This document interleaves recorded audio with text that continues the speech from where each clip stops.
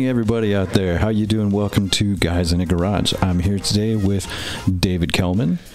How you doing, man? Oh, man, thanks for having me today. I appreciate you. Yeah, I'm glad to finally have you here. Yeah, it's been a minute. Yep. It's definitely been a minute. Yeah, I know you're a little banged up over there, but I appreciate you coming in anyway. Yeah. It's like, I feel like one of those one-armed crabs where I got the one giant arm and then one weak little tiny arm with my rotator cuff. But it's okay, man. This is, even this injury has been fortuitous in the manner that it's pushed me to become a savage again, right? It's pushing me towards, reminding me to keep on top of my physicality. It's got me back in the gym. I'm working out 3 times a day. Nice. Just on the shoulder, and then it's leg day every day. leg day is every day. Suck. Yeah, it's all right, man. This is life. You can't escape life without injury, up to and including death. So it's all right, man. For sure. All right. Yeah, I will skip leg day any day of the week if I'm allowed to. Yeah, that's a struggle. That's a struggle to push for legs. Every single time I look at the slide bench and everything, I'm like, no, what else can I do? I think that's really common, man. At some point in my life, I've learned to love what sucks, dude. I know. It really is the truth, dude. When you learn to love stuff that just sucks, it's a whole different life, man. You start to it's going to suck. You're going to be in pain. You're going to suffer, and yet you're happy in some way. That it's like who Sisyphus is, right? Oh yeah, Sisyphus pushing the boulder up the hill. Yeah, this is our job, man. It's every day. Like he finds joy and I do in my own. I find joy in my own day-to-day stuff. Like believe me, when my bed's clawing at me like a Venus flytrap on a cold morning, and my wife's pawing at me. She's super hot, and I don't want to get out of my fucking bed. I want to stay there and paw my lady back and sleep in. It's not what I want to do. I know, it's right? Not what I want to do. It's a common recurring theme on this show. Because we talk about what do people do for a living and all that stuff. But Sure. I've had JJ on here several times. I love that guy. Yeah, he's a client of mine, and he's become a very good friend. I love that guy. Yeah, I think I actually went by your shop like a month or 2 ago. Did you get your hair cut? Yeah. Hey, all right. Who cut your hair? It wasn't. Who's the? I can't remember. I don't know if I want to. Sadie or Dawn, maybe.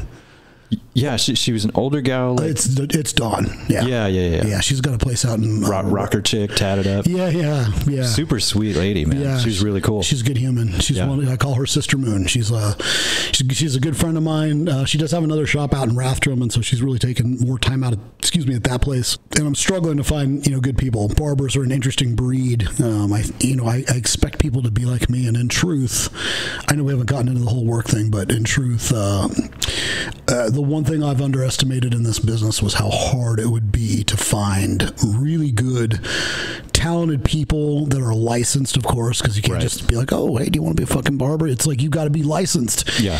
And the pool is not great. It's people that want to, wake up late, smoke weed all day, take breaks all day. They just want to come and go, and they come in looking terrible. It's not me, man. It's not how I'm built. It's not who I stay. You saw my shop. Obviously, my shop's pretty well put together. Oh yeah, dude, your shop is beautiful. Thank you so much. Yeah, it is well put together. It's very nicely decorated, and just the theme of it, how you've got everything going on. I also like that you've got, it's open, right? But the way that you have the station set up, it's even though it's open, you still have kind of your own little private space. Yeah, I do. That's very. Thanks for noticing that. First of all, yeah, it's just a great mixture of the privacy and having like your own little bubble with your barber. Because that's one of the great things about the barber shop is you go and you're getting your hair cut, but you just kind of chill, talk, relax, while somebody's doing you up, making you look awesome. Yeah, that relationship is sacred, and I don't really understand even to this point what that magic is. That from behind the chair to the person sitting in front of me, why we talk about everything from women, our wives, and the sex to our personal finances, our families, ailments, struggles, God, and everything in between, man. Right. I don't know why that relationship is sacred. Because if I just walked up to you at the fucking grocery store, it's not like you and I are going to start talking about, deep dive into our finances, like, or, you know, my sex life at home, or like, or do you understand? Or we just, but in the barbershop, there is something sacred.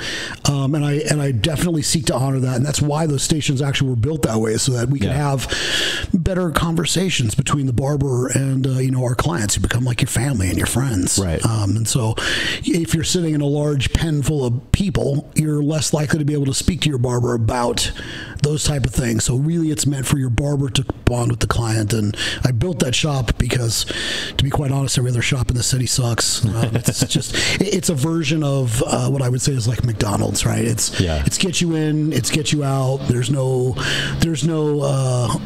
Nothing's full service. There's no wax. There's no black bass peels. There's no scalp treatments. There's no hands therapy. There's no hot towel service or a straight razor on the back of the neck. And maybe in some places there are, but for the most part, it's get you in, get you out, give you a barely passable cut, and we'll never know your fucking name. And so I built Lake City Deluxe Barbershop and Shave Company just to make sure that I was leaving, first of all, I was representing myself and my own legacy well, and secondly, to serve people. So I know as we get into what this show's all about, like, why do we do what we do, and what do we do for work?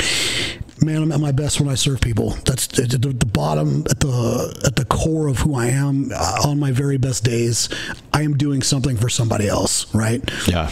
That's just who I am. It's why I'm at my best. It's why I was a firefighter paramedic for 10 years before I did that. It's why I was making six figures before I was even 30 years old. It's why I got it broke into the service industry in my teens, right? First as a server and a bartender. And it's just, I am at my best when I get to take care of other people. So that's really what my shop is for. The number one thing is not, I have like, you open a place. If you're going to open up a new place, you have to solve a problem, right? Right, yeah. So was the problem in Coeur d'Alene, like, we need another haircut place? Fuck no, man. No, there's a ton of them, but they're a dime a dozen, but they're not, a dime a dozen, but well, they are. There's plenty you could throw. From Super Guts to Great Clips, or even a version of that like Mavericks. Like, it looks cool, but it's like, it's the same thing, man. Like, it's wash, rinse, repeat. Yeah, I know. And so there's no real. It's like you said. It's the same as walking into a grocery store and going to get your hair cut. Like, there's no personal real relation with your barbers. They don't even know your name. They don't. And they're there to do their job, get their paycheck most of the time, and get the hell out. Or at least that's what it feels like. It is. You know what I mean? No, you're spot on. And it's interesting to me, you talk about that connection, right? The connection with your barber, and how you can, why is that? Why can you go into your barbershop and you can sit down and just, it's like unload, and you just talk about stuff, right? That you normally wouldn't.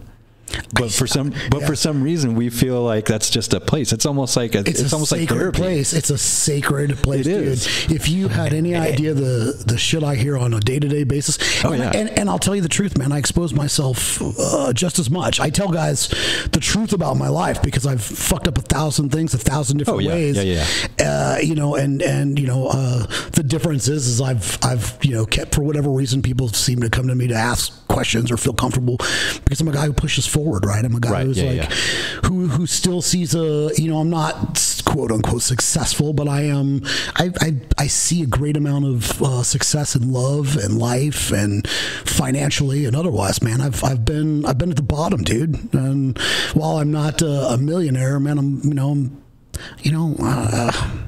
but I'm living a damn good life, dude. You're living a good life. You're doing well for yourself, and that's the funny thing, right? Is the measure of success, right? Because you say that, like, oh, I'm not successful, blah, blah, blah. But the funny thing is, people that I consider to be successful, every single one of them that I've ever met, that's one of the first things they say is like, I don't know, I'm rather not this. Like, really? Okay. Yeah. It's one thing about the human mind that boggles me. It's like, really? I see you, and I'm like, man, this guy's doing it. Oh, thank you, man. I'm legitimately, I'm humbled by that. And I am. I'm actually very, very happy to have you on here. I was looking forward to this. Thank you, my man. I truly, I appreciate that, and I'm humbled by that.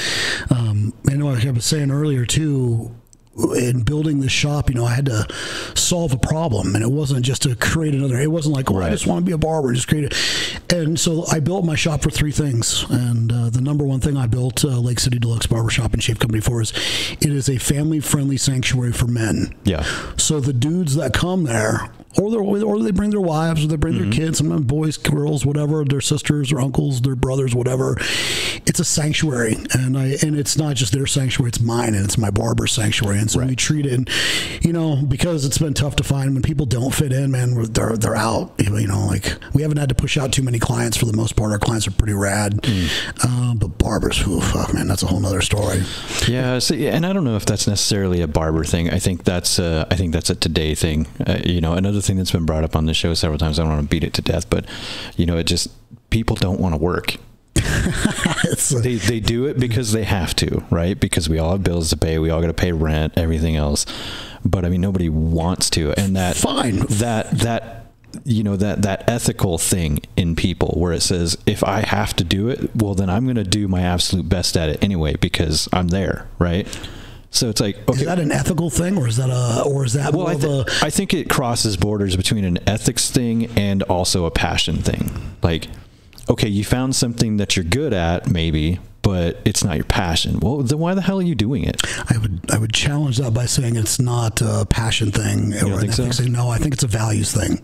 I think it's a character and a values thing. I think truly the men that I have met and that I admire and that know how to go hard in the paint, they do it because, like me, they know mediocrity is a sickness. It's truly a disgusting place to be, and anybody who wallows in any level of mediocrity, like you'll if you know anything about me or what I do or what I've done in my life, man, I either swing for the fucking fences or I'm not involved. Like, that's it. There's I don't have like a sort of a medium button. And I've learned to temper some things, of course, with maturity and otherwise. But I mean, look at me sitting here with a torn ass arm.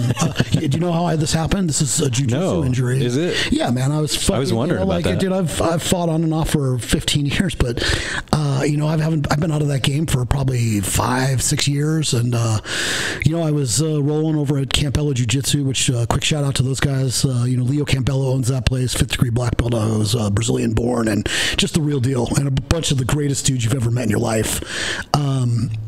You know, I was there one day, and Leo had actually just come back from Brazil, and he was all fired up and getting everybody fired up. And it was the day I happened to be. He wanted us rolling from a stand-up position, which is the most dangerous place to start. And I was going against this guy named Matt, who's much bigger than me and he's been in it a lot longer. He goes probably 4 or 5 days a week. He's a couple years older than me, but he is a bad motherfucker, and he's bigger than me too. And normally, what you do in this situation is you pull those guys into your guard. That's what's prudent. But on this day, because my halfway button doesn't really work so well, I'm like, I'm gonna throw this motherfucker to the ground. And turns out he ended up tripping me, and he didn't trip me to like hurt me in any way. In fact, he actually tried to grab my gi as I went down, and I already had a pre-existing injury. He finished, but he definitely helped me finish the job. And so here I am, man. This is the result of someone who doesn't have that, like, who doesn't lack that character or value of like mediocrity. Like, fuck that, dude. Fuck that all day. I'll call dudes out on that shit. In fact, I'll tell you the truth. If I have people that live in that area that are, you know, friends or acquaintances, they don't stay in my life very long. I do not need a very big circle to be happy. In fact, there's people that have been on your show that I know from a men's group I used to hang out with, and some of those dudes became very mediocre to me. And I straight up told those guys, two of them very specifically, like, hey man, you go fuck yourselves. I'm not interested in just the mediocrity, man. The way you treat your families, the way you treat your wives, the way you say you're going to do one thing, you do something else. Like, the whole point of this game, this life, is to grow and to be, you know, like, and to learn and to like, to be your best, you know, to become the very best you can be, and without leaving any stone unturned. And so when I see this in other men, it truly grosses me out. And I'm always willing to give of myself to help others. Like I said, at my best, I'm serving. And I'll tell people, you know, like, I'll give them my opinion, and I'll give them advice, and I'll talk to them about, you know, where and what and how, and call and check on them and do all the things. But man, if I hear the same shit from some dude for a year or 2 years, whatever, and it's like the same fucking story about you can't control your wife, you can't, you know, get your shit together professionally, your finances suck, man, fuck you, you know. Yeah. I just don't do it, dude. And you know, that to me is another mark. It's just a mark of mediocrity. It's another piece of that puzzle where it's like I'll just have nothing to do with it.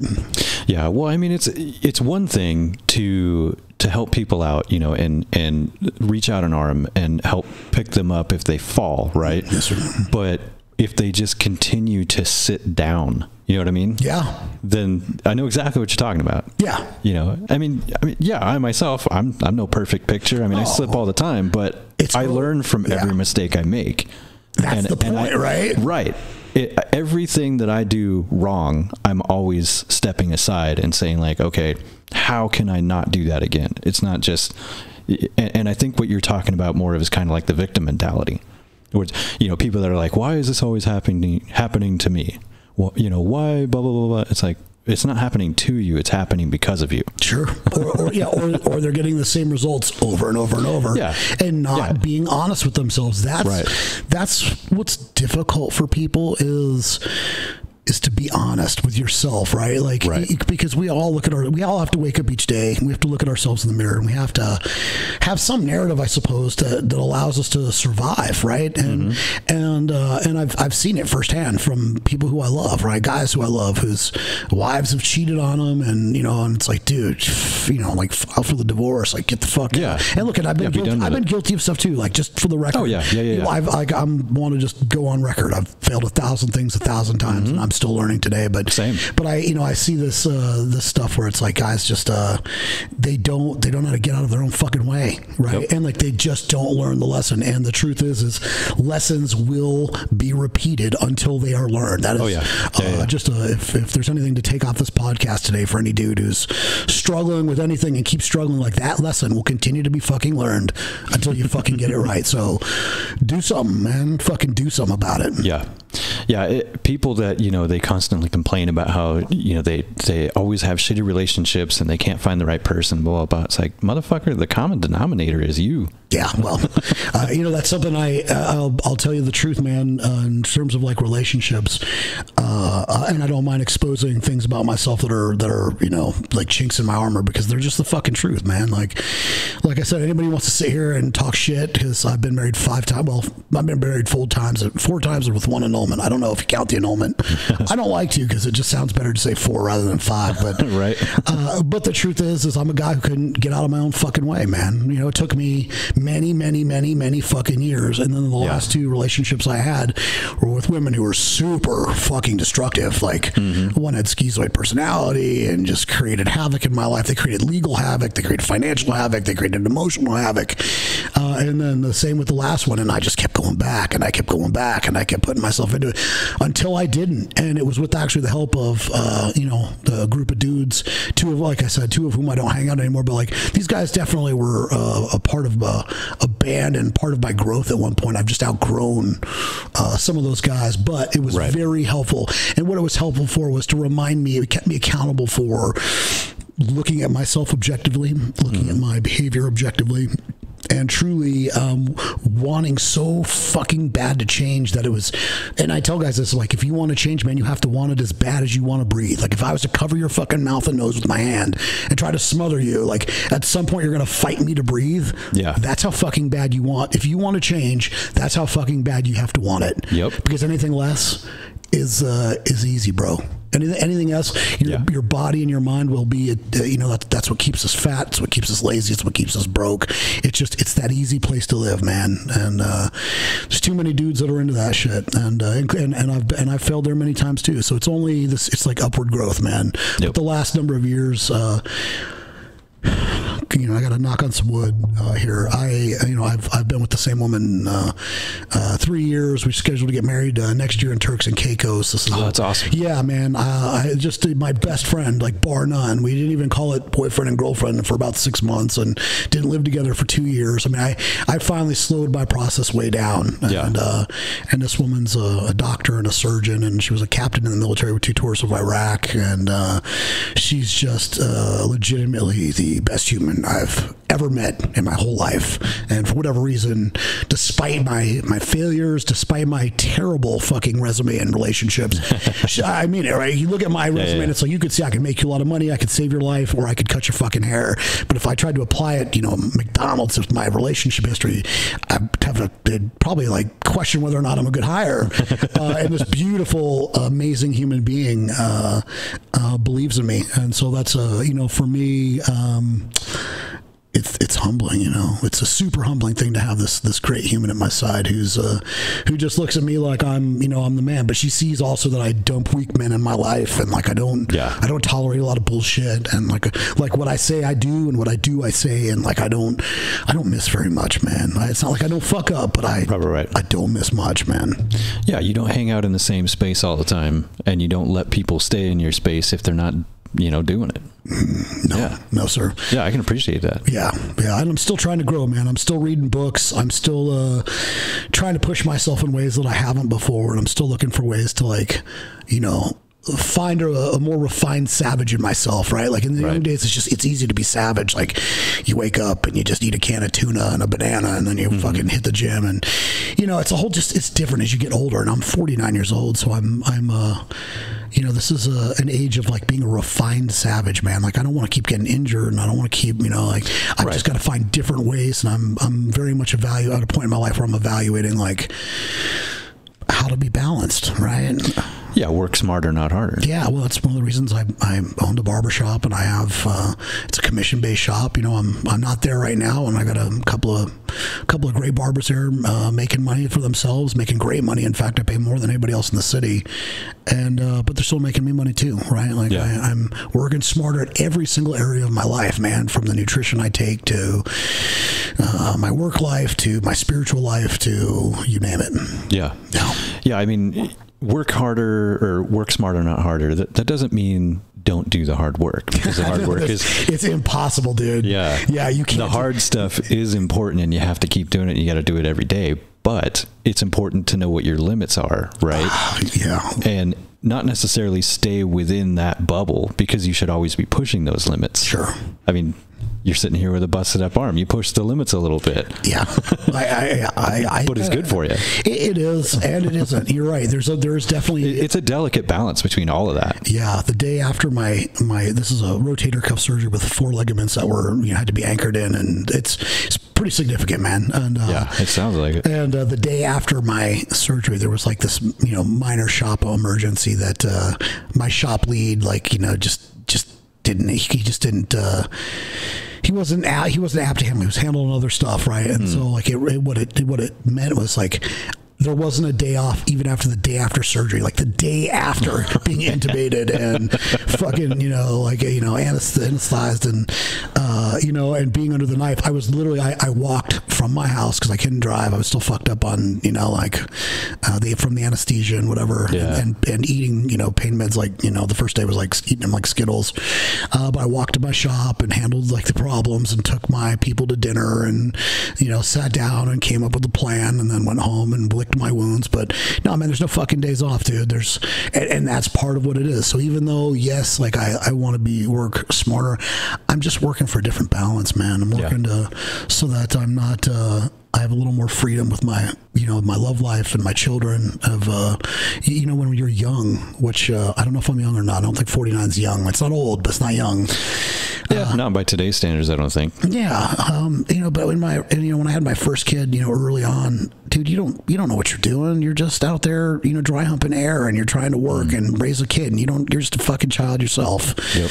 And which, by the way, we're pregnant too, just so you know. Are you really? Yeah, bro. This is my last spin around the sun. Awesome, man. Yeah, congratulations. Congratulations. Thanks, dude. We're going to have a little girl in February. And that was a very conscious decision on our part, by the way. We actually went through, because people are like, oh, you fucking got 49 and having kids. Dude, we went through IVF. We paid a fucking shitload of money. And had 5, and it took us 5 tries. But that's how important that this step for my life was, because I haven't gotten it right, and I want to make sure I get it right before I die. And so, that's, I just want to, I don't know why I just needed to tell you that, but yeah, 49. And you're excited about it, man. You want to scream it from the top of this building. Well, it's funny, man. I am excited, but it's funny too, is like, we don't post a lot of shit on social media. I've learned that motherfuckers want to ruin beautiful things, man. Yeah, they do. And I don't get that, because I'm always like happy for people when I see other people doing well. Almost like, hey, good for you. I had one of my barber just say, like, put in there 2 weeks and said, hey, and they got their own studio in there. And I was like, and it was like, oh, well, fuck you. It was like, hey, listen, you're at that point. You've been doing this 8 fucking years. It's good for you to be out on your own. So, hey, if you need some support, let me know. If we can't handle somebody here at the shop, or we can't take someone in and it's an emergency, we'll send them over. Hey, and then we, like, let's stay industry affiliates, and let's have, but people want to ruin, but there's other barbershops that, you talk about Deluxe, and they're like, oh, that Kelman guy, he's a piece of shit. He's a bad guy. I don't give a fuck less, man. But the fact is, people want to ruin beautiful things, and it's not my staple. But I know it exists, dude. Yeah, dude, that's a societal thing. It's so fucking weird to me how people do that, right? You can't just be happy for somebody's success. You have to try and ruin it because you're jealous that they're doing better than you are. Well, motherfucker, if you worked your ass off too and actually did the fucking legwork, you could be that successful too. Well, let's face it, man. That's really where this shit comes from, is haters, right? People don't hate because you're a terrible human in general. I mean, I've hated some people because they're terrible humans, but people hate because you're doing so much better than they are. Yeah. And my shop has put, every other shop on notice in the city. Dude, we were runner up for Best of Coeur d'Alene 2023 after I'd been open 7 months. There's shops that have been open here 6-7 years, way longer than that even. I think we're at like almost 165 star reviews. The only 2 1-star reviews I have are fake. One's from actually a guy you've interviewed here who just did it because he's a dick. Fuck you, Adam Gregory, if you're listening to this. And the other was came from Shoshone County Sheriff's Office. It was some woman who I went in to do my ECW paperwork there, and she was just wrong about their policies and how things work, and I explained them very nicely, and she laughed at me and created. And so I wrote a 1-star review on Shoshone County. Just was like, hey man, I just drove 50 miles to do business, and I came from public safety. I came from that, man. I came from public safety, and so that woman looked me up and wrote a 1-star review. But it's fine, man.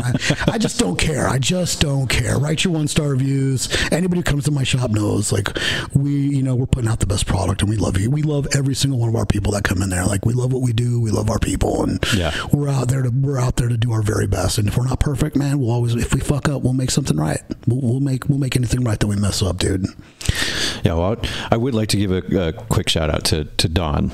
Like, she was a great lady. She did a great job. Yeah, and she, it's going back to talking about that, that barber experience.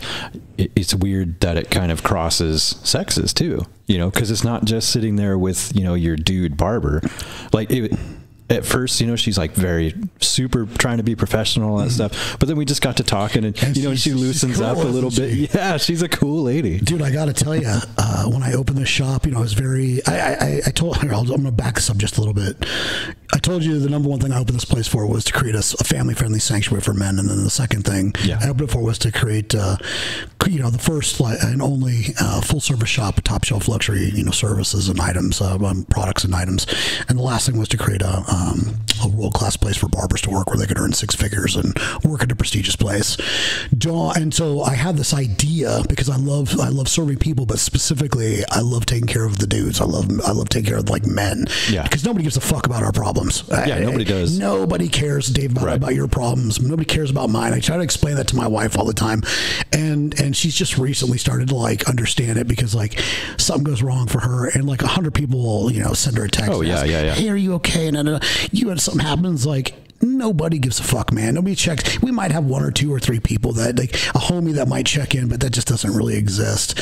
But my point there where I'm driving to is, I wasn't going to hire females in my shop. That was never. I was very specific in my initial vision that women would never be part of my shop in terms of hiring, because you get offended, or if you say tits, or whatever it is, I just don't need that smoke, right? I don't need any kind of like weird shit. I don't need one barber trying to fuck another barber, and I don't need the human element of and the mix of the sexes. I coming from the fire service in 10 years as a firefighter paramedic, dude. Like, there were some women that could do the jobs, and there were some women who fucked a bunch of the firemen, and just and then eventually settle with one and marry. Like, they get in the way, man, and some of them can do the job and some of them can't do the job. And my whole point is some women can do the job as barbering, but they can create a lot of havoc. And Dawn was the very first one I met who wandered into my shop, man. Like, I don't even know how she found me, and I ended up talking to her for like 2 hours, and her husband was in the truck, and I said, well, bring him in, man, let me meet this dude. And I sat these people down, and dude, I sat them down, and they were fucking cool. They were just super cool. In fact, I've actually been out riding my Harley with her husband. His nickname's White Claw. We were out at some bar out in Harrison having drinks. There was like 6 or 7 of the guys, my clients, that are like my friends. And we all ride, and so we put together a ride. And he had just heard what a way we mentioned White Claw. He ended up ordering one, just I think because he thought it sounded cool, and so that became his road name is White Claw. So Don's husband's cool guy, man. Love that guy, and I love Sister Moon. If anybody's out in Rathdrum area and you need a good cut, like, and you're not in my area down in Coeur d'Alene, that is Dawn Ellingston Jones, Buckshot Barber, and she owns. I can't remember the name of her place, but it's out in Rathdrum, and she's like one of the only ones, and she's a good one. So I love that lady. In fact, her and I are evaluating an educational side of this barber business as well. There's some opportunities to do things outside of just cutting hair that we're exploring. I think she has an idea. It's kind of her concept and idea, and she wants me to project manage this, and I'll probably finance it, and if it's viable. So it's something we're looking into now. But she's a great human, so thank you so much for shouting her out and paying homage to such a great human. I love that lady. That's Sister Moon. Yeah, her husband sounded pretty awesome. We got to talking about him for a little bit too. Yeah, his name's Chuck. He's a plumber. Chuck. Yeah, he's this grumpy, cool motherfucker. It's just a great guy, man. Just a great guy. Yeah, it's awesome. Yeah. So, okay, let's. Shall we get into this a little bit? Yeah, man, we were getting into it. Keep going, baby. This is fun. So I have to watch my time because we'll sit here and just fall into I know with you all day, dude. See, that's the weird thing is everybody that I ever asked to come do this, or is like, hey, would you want to have me on or whatever, and then they backtrack and like, well, I mean, I don't know, I don't know what I would even talk about, and then they show up. And the next thing you know, like 2-3 hours sometimes has gone by, and it's like, holy shit, I got to go. And it's like, see, I told you. Yeah. Well, yeah. So, but it's a good chat. It's a good hangout and stuff. Yeah. Well, and if it brings some value to the men that listen to the show, and I don't know, I don't know what your how many listeners or published subscribers, but you can count me in on that. I'll come check out some of those podcasts if you have any to recommend. I'm in for that. But I wanted to be here because I know you contribute to this men's wellness as well, and that's hopefully what I try to. Well, you are. You definitely are, man. You're taking an approach and giving guys something to think about and something to chew, some substance to chew on, and that's why I'm here today, man. I want to contribute to that as well. I think we had one previous appointment. I don't know what I couldn't make it for, but yeah, I mean, you had some personal stuff come up or whatever. You had to cancel. It's fine. Stuff happens. Yeah, you can always reschedule. Yeah, either way, I'm truly glad I'm here. Yeah, you're here now. Thank you for having me. Great to see you. Great to have you. Thanks, my man. So let's see. So let's go back. All right. So we know what you're doing now, right? So shout out again. Lake City Deluxe Barbershop. Shave Company. It's a mouthful. Yeah, it is. I did that on purpose. I did. Lake City Deluxe Barbershop and Shave Company. Boy, it is a mouthful, but I did that on purpose. I wanted people to really. I think most people just refer to it as like Lake City Deluxe, or when I answer the phone, it's hey. That's usually what I hear is Lake City Deluxe. Lake City Deluxe. Yeah, and. Yeah, and since you're shouting it out, if anybody'd like to book, you can book at deluxebarbershopcda.com. It's the easiest way to do it. Deluxebarbershopcda.com. Yes, sir. Yes, sir. Awesome. Thank you so much. Remember that. So looking at your career, right? Sure. So we'll say that what you're doing now, this is your career, and you're a business owner, right? Yeah. You're doing the whole 9 yards. Let's go back. Sure. What was the typical question I ask everybody? What was your first job? Oh, dude, I started work at 12 years old as a paper boy. Oh, yeah? I want to just make this plain and clear. I came from a mother who was super socially responsible and a father who's still the hardest working man I've ever met in my life. And, he made it clear from a young age, if you want something, you're going to have to go out and get it because I'm not going to give it to you.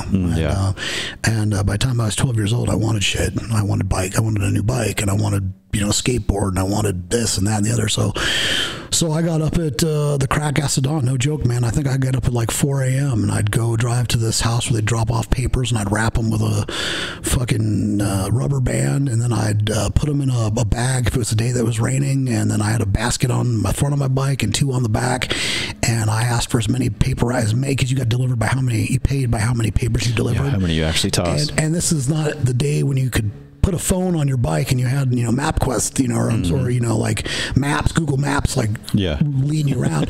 Man, you had to use road maps, and then you had to know which house, and it took a while.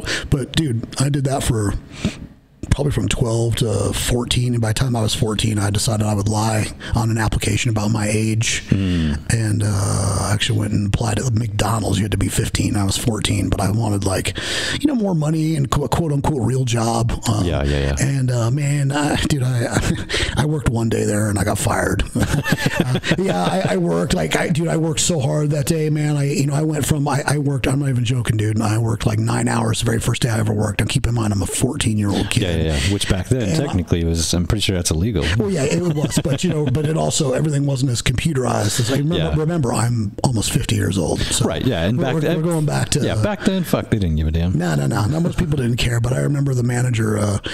I was literally mopping the floor at the end of the day, and I was pretty smoked, and I'm sitting there mopping the floor, and there was probably some lackluster in my mopping moxie, right? And I wasn't just getting at it like I do at most shit in my life, but I was smoked. My first day, it was well over 8 hours, and this manager looked at me and said, I want you to mop like you mean it. And I looked right at it. I said, you know what, fuck you. Well, I walked out, and that was and then from there I was like, okay, I don't want to work fast food anymore, and I don't want to work fast food, and I never wanted to bag groceries. That was another rule I had. I was like, fuck that.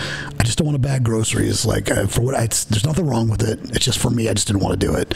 Because your options are pretty limited, right? Yeah. And so I ended up taking my next job at a local Italian place as a busboy, and learned very quickly, like, that by hustling and chatting up with people, that people were throwing cash at me, my servers, the clients, the people, the guests, I suppose, coming in to eat, and I fucking loved it, man. And it was like, man, I got to put on some decent clothes and just work hard and have fun, and it was fast paced, and my days went quick. I got to eat pretty much whatever I wanted, and so early on in my age, I broke into the service industry, and I kind of hung out there in that bubble till I was maybe 19 years old, and just busting tables. Yeah, man. Well, and by that time, shit, dude. By the time I was old enough, I went from a busser to a waiter, and then you had to be 19 to serve liquor and beer, and so by the time I was 19, I was a bartender making big money doing that. That was my main job, but I realized I didn't want to do that my whole life, and so I broke into a trade. I don't even remember how it happened exactly, but I started as a helper working for a security alarm company, installing alarms in people's homes, and drilling into their door trim and running wires up through the ceilings and in the baseboards, and I got good at it, dude. And I became a lead, and had my own truck, and was like, I'm like 20 something years old, and I'm driving around in my own company truck with one of those big brick cell phones in it, like a little baller, and making what I thought was good money at the time. Shit, I was going back a minute, but I was think I was making 23, 24 bucks an hour as the lead guy. Yeah. And, see, that's funny because I've heard so many people talk about how like, oh, I've been there this long and, you know, I got passed up, or, you know, how come they didn't look at me for this other thing? And so it's like, okay, well, what are you putting yourself out there? Are you busting your ass? Like, are you making it known in some way that you're going to be an asset, that you're going to bust your hump and you're going to do what they need, right? And it's like, most of the time it's like, well, I mean, why should I vote if they're not even going to? It's like, okay, well, then that's why they didn't give it to you, because you have that attitude. Yeah. If you want it, man, you got to put in 110%, well, and you have to show that you're going to bust your ass and you're going to do it. Dude, I love you're saying this. Because I have a lot of people ask me, like, look at me, dude, I'm 5'8", nothing, you know, I'm 180 pounds ish. And even getting on, like, one of the toughest things I ever did professionally was get hired within the Phoenix Fire Regional System in Casper and Fire. You know, they had 900 applicants for 13 spots. By the numbers, you know, it's a couple, you know, less than 2% or whatever. Yeah. And, you know, I didn't have military preferential points. I didn't know anybody in the department. And people were always like, dude, how'd you do it? It was my, you know, it was my second oral board before I was hired with a full-time municipality. Right. And I went on to become, you know, a bump up engineer. I went on to become an EVOC driver, wildland. I did hazmat. Eventually I was a paramedic.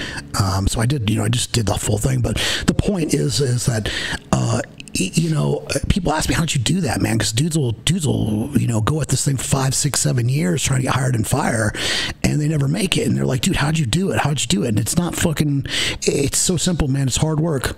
Yeah. Dude, that's it. That's my secret sauce at everything in my shop.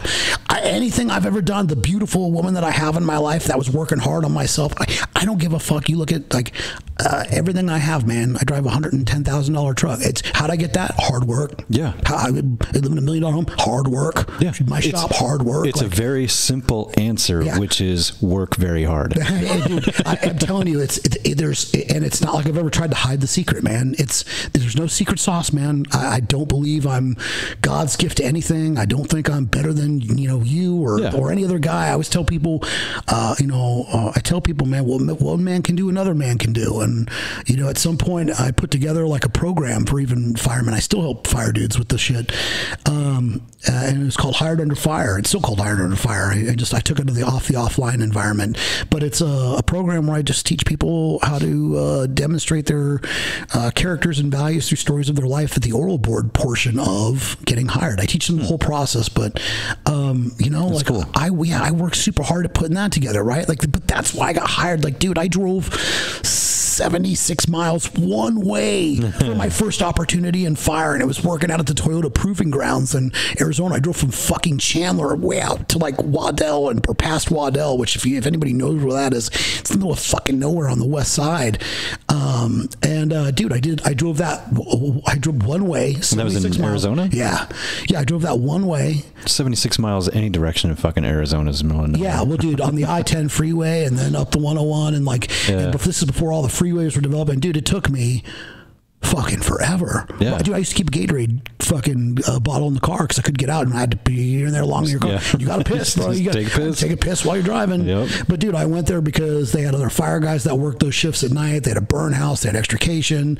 They had a full fucking gym. I could work out. I mean, I went there and just got fucking savage as fuck, dude. Like, that's all I went there for was like get experience, you know, like, you know, guy, you know, now I'm called an EMT and I got to fire, you know, this thing that like has fire related responsibilities and blah, blah, blah. It was like a combination of like security and fire. And it's kind of like SEAL school for firemen. Yeah, I don't want to put myself in that level with SEAL. Yeah. Those guys just you know, just badasses. Yeah, those guys are elite warriors. So in fact, my future wife is the widow of a Team 5 Navy SEAL. Oh, really? Yeah. He's a good dude. He actually used to own the gym where I roll at now. He's a good guy.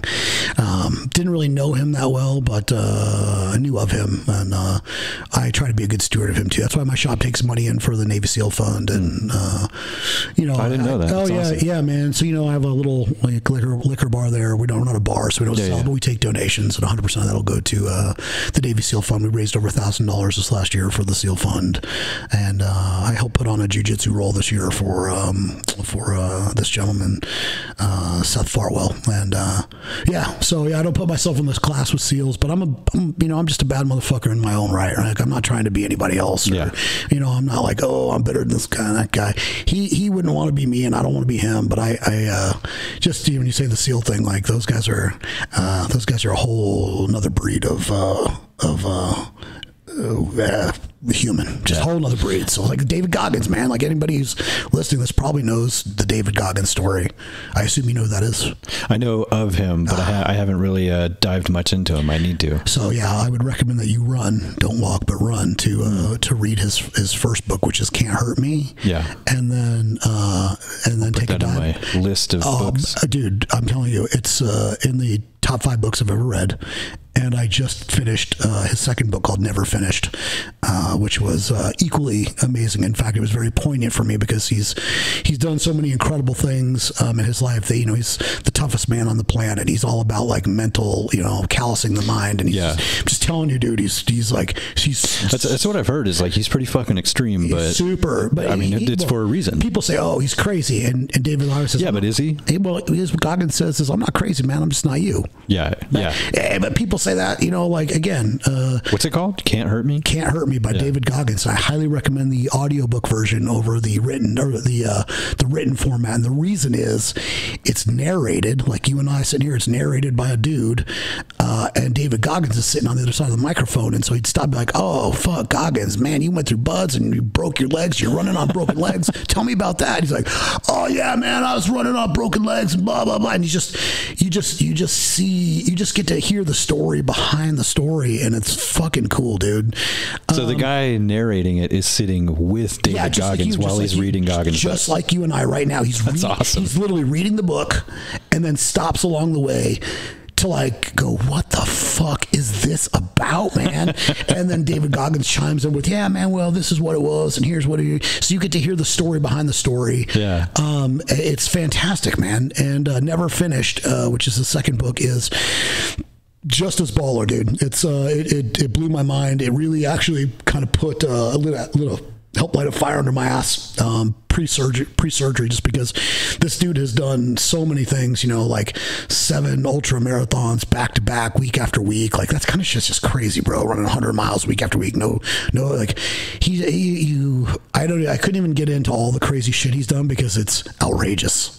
Like, his physical feats are out fucking outrageous, and even now I think he's about my age, and he's still jumping out of planes in Alaska, fighting fire in like the most extreme environments with like plates in his legs and shit. He's just, he's like running 25-year-olds around in PT, and he's just an unreal savage. But that's the thing though is, people that are like that say he's crazy. It's like, oh God, how could you do that? You're crazy. You're nuts. It's like, no, it's just, you can't do it. Yeah. But that's the thing is, you can. You can do it. Yeah. He does it because he's been doing it, right? Yeah. And anything you do over time, it takes practice.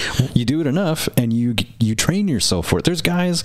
I can't remember his fucking name, but he's a friend of Rogan's, and Rogan's talked about him several times. He might have even been on Rogan's podcast before. But this guy was training for some marathon that's like 75 miles or something like that. And so this guy every day runs 25, 30 miles, and he pushes it more and more. It's about Cameron Hanes.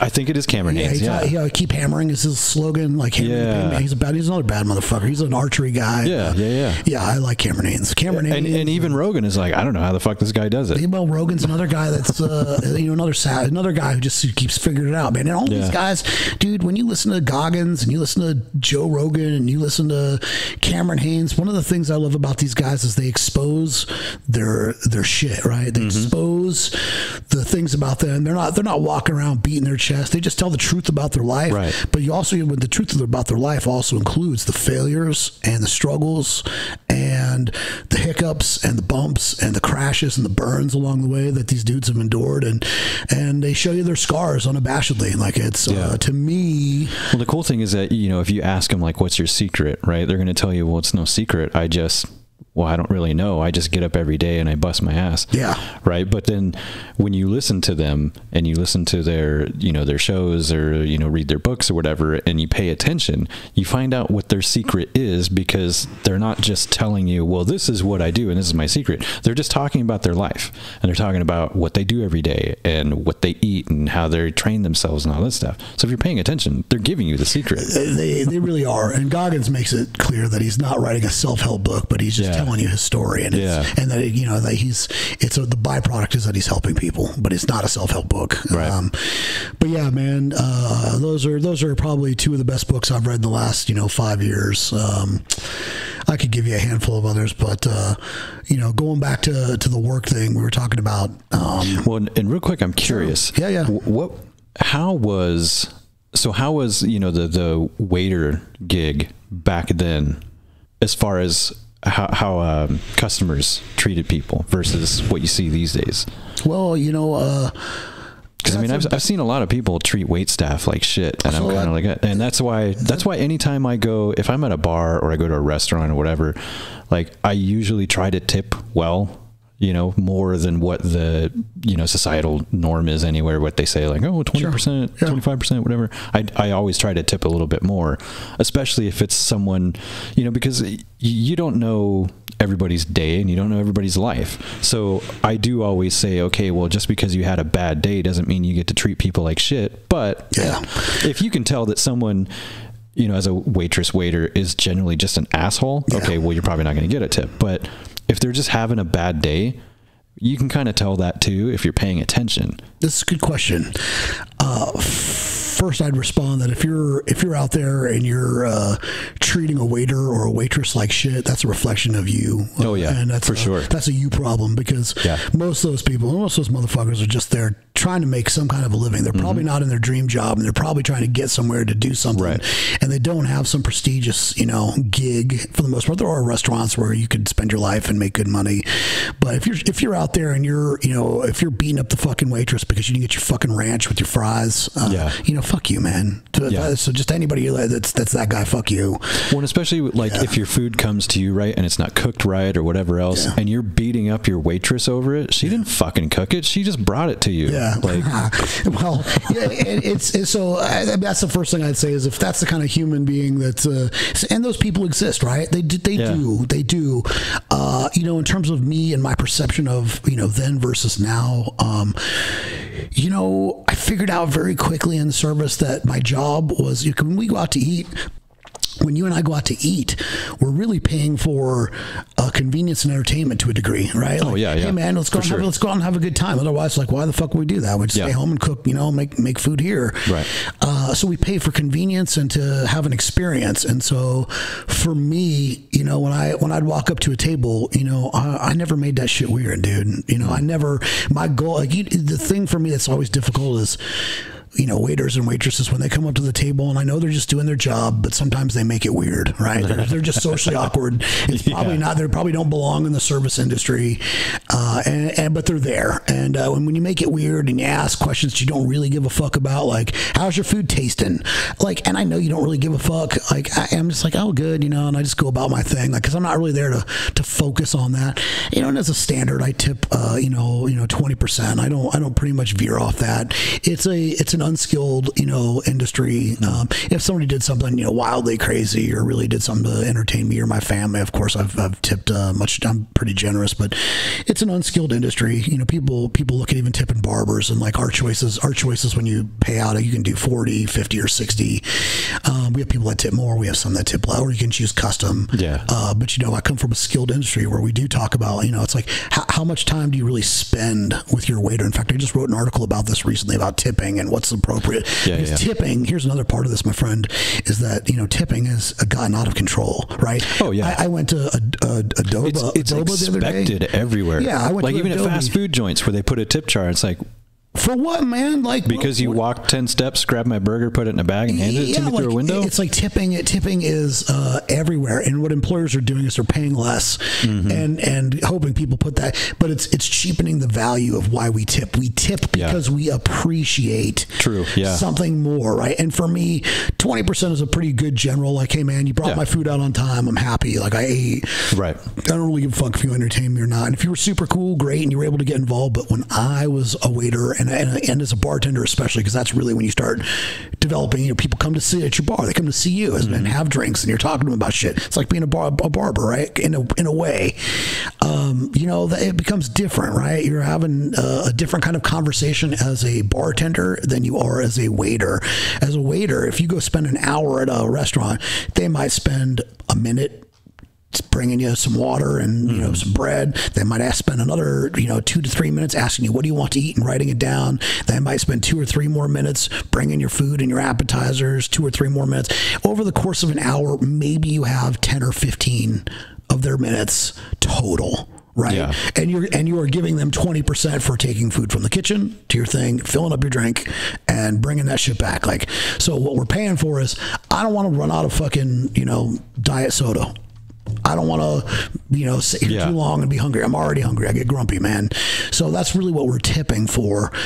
You know, in the barber world, when we tip, you know, our clients are generally, it's usually like, how much do they appreciate the relationship that we have, you know, the consistency in that service, the level of personal, like, you know, I'll tell you, like JJ comes in and sees me. He's my client, and that's one of the most generous, loving human beings ever. Yeah, he is. JJ's a fantastic human being. Just a solid soul on that cat. Yeah. And he doesn't tip big because he wants to impress me. He doesn't need to, man. I already love that guy. Yep. He does it because he appreciates. We sit down and we talk about personal shit, man. We talk about our lives and our, you know, everything, and we have a relationship. And so then versus now, you know, I'm not in that industry now. I do think tipping today is very much out of control. I went to a self-serve yogurt place, frozen yogurt place, a couple weeks ago with my girl and my kids, and there's a tip thing for serving my fucking self. What the fuck is this?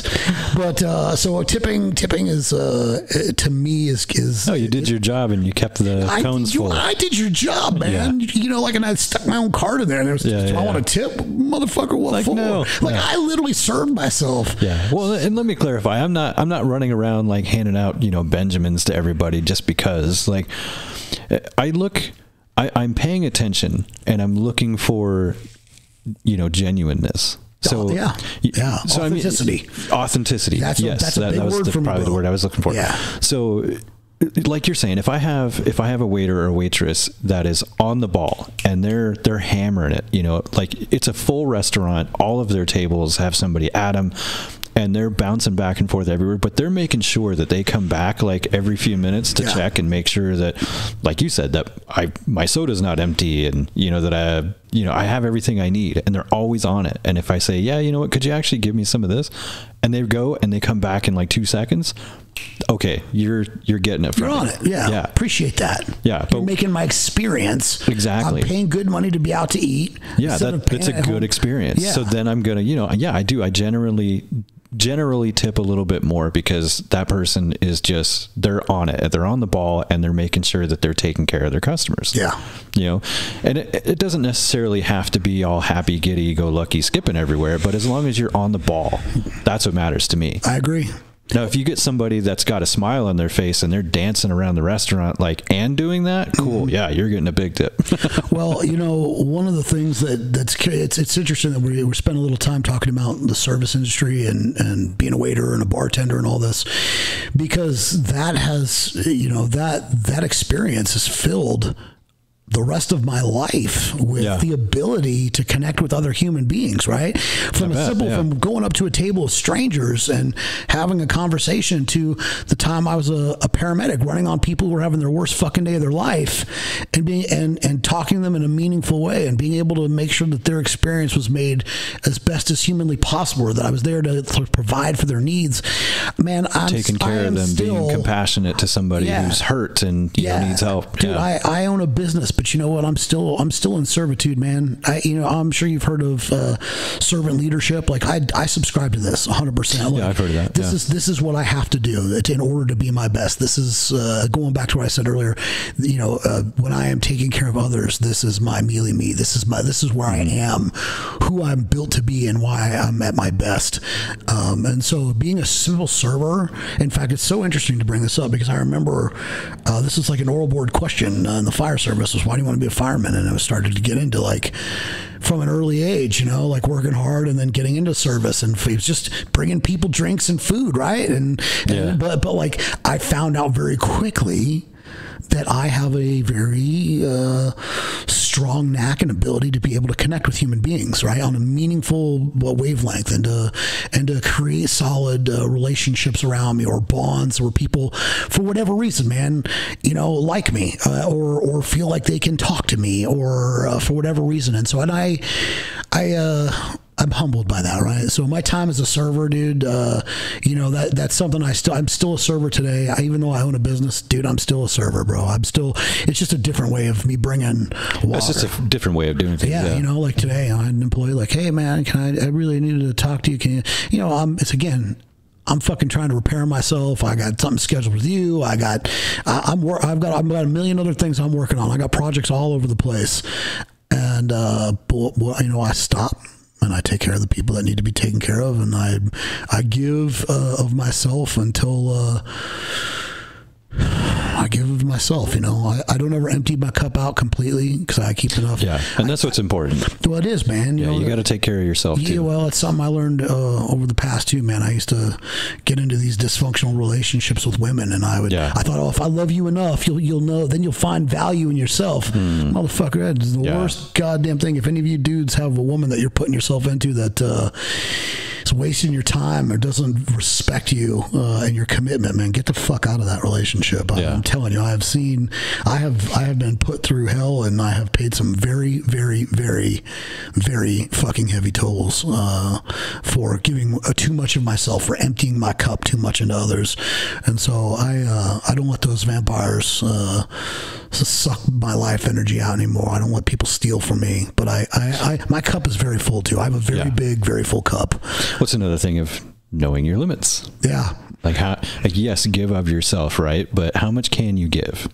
It's a lesson that I've had to learn too. Yeah. Like, you can't just give and give and give and give and give, because then eventually that cup is empty and you got nothing left to give, and you're just killing yourself trying. Well, yeah, you can give more than you think you can, but you should know when it becomes unhealthy for you. Yeah, exactly. Right. When you start saying the same things over and over to those energy vampires and those people that just aren't catching on, they can't get out of their own fucking way, and you're like paving the path. You're giving them the info. You're like, opening up the secret scroll, and they're just like, they're busy finger painting their own shit on the wall. It's like, dude, I don't know, man. It's the problem. Yeah, crazy women are fun. And this is again why I run in a super, super small circle, Dave. I have found that many men, not all, but I have a very small circle of friends and a very low need to be approved of or liked by a large group of people. Like, I've got a billion friends. Man, I got tons of like social media acquaintances and clients and shit. Yeah. But I don't have a ton of people that like I'm super close to, because again, I save a lot. My cup is very big. It's very full, and I pour this out for myself every day, right? My physical self, my spiritual self, my financial self, my emotional self, and then I have some people in my home that need me. That's my first line of like who I am, and I take care of those people first, and then outside that, it's my business and my employees, and my and along with my friends, and then everybody else, dude. Like, it's just a small circle. It's very small, Dave. What I think, and what you're talking about is, as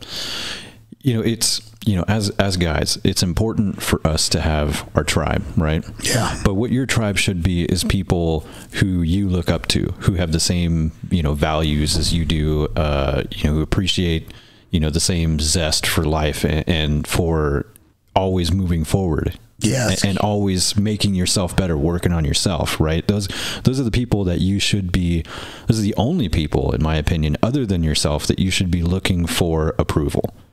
100%. I mean, it should come from yourself a lot of the time. You need to look inward and be like, do I like what I'm doing? Do 100%. I like how I'm living? Yes. And if the answer is no, okay, then you should be busting your ass to fix that and to work on it and to become a better version of yourself. And you should be doing that every day.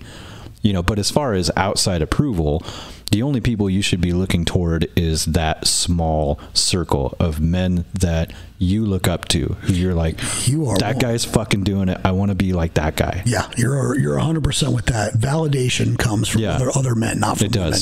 And that was something I also failed at for a very long time. Same here. Same here.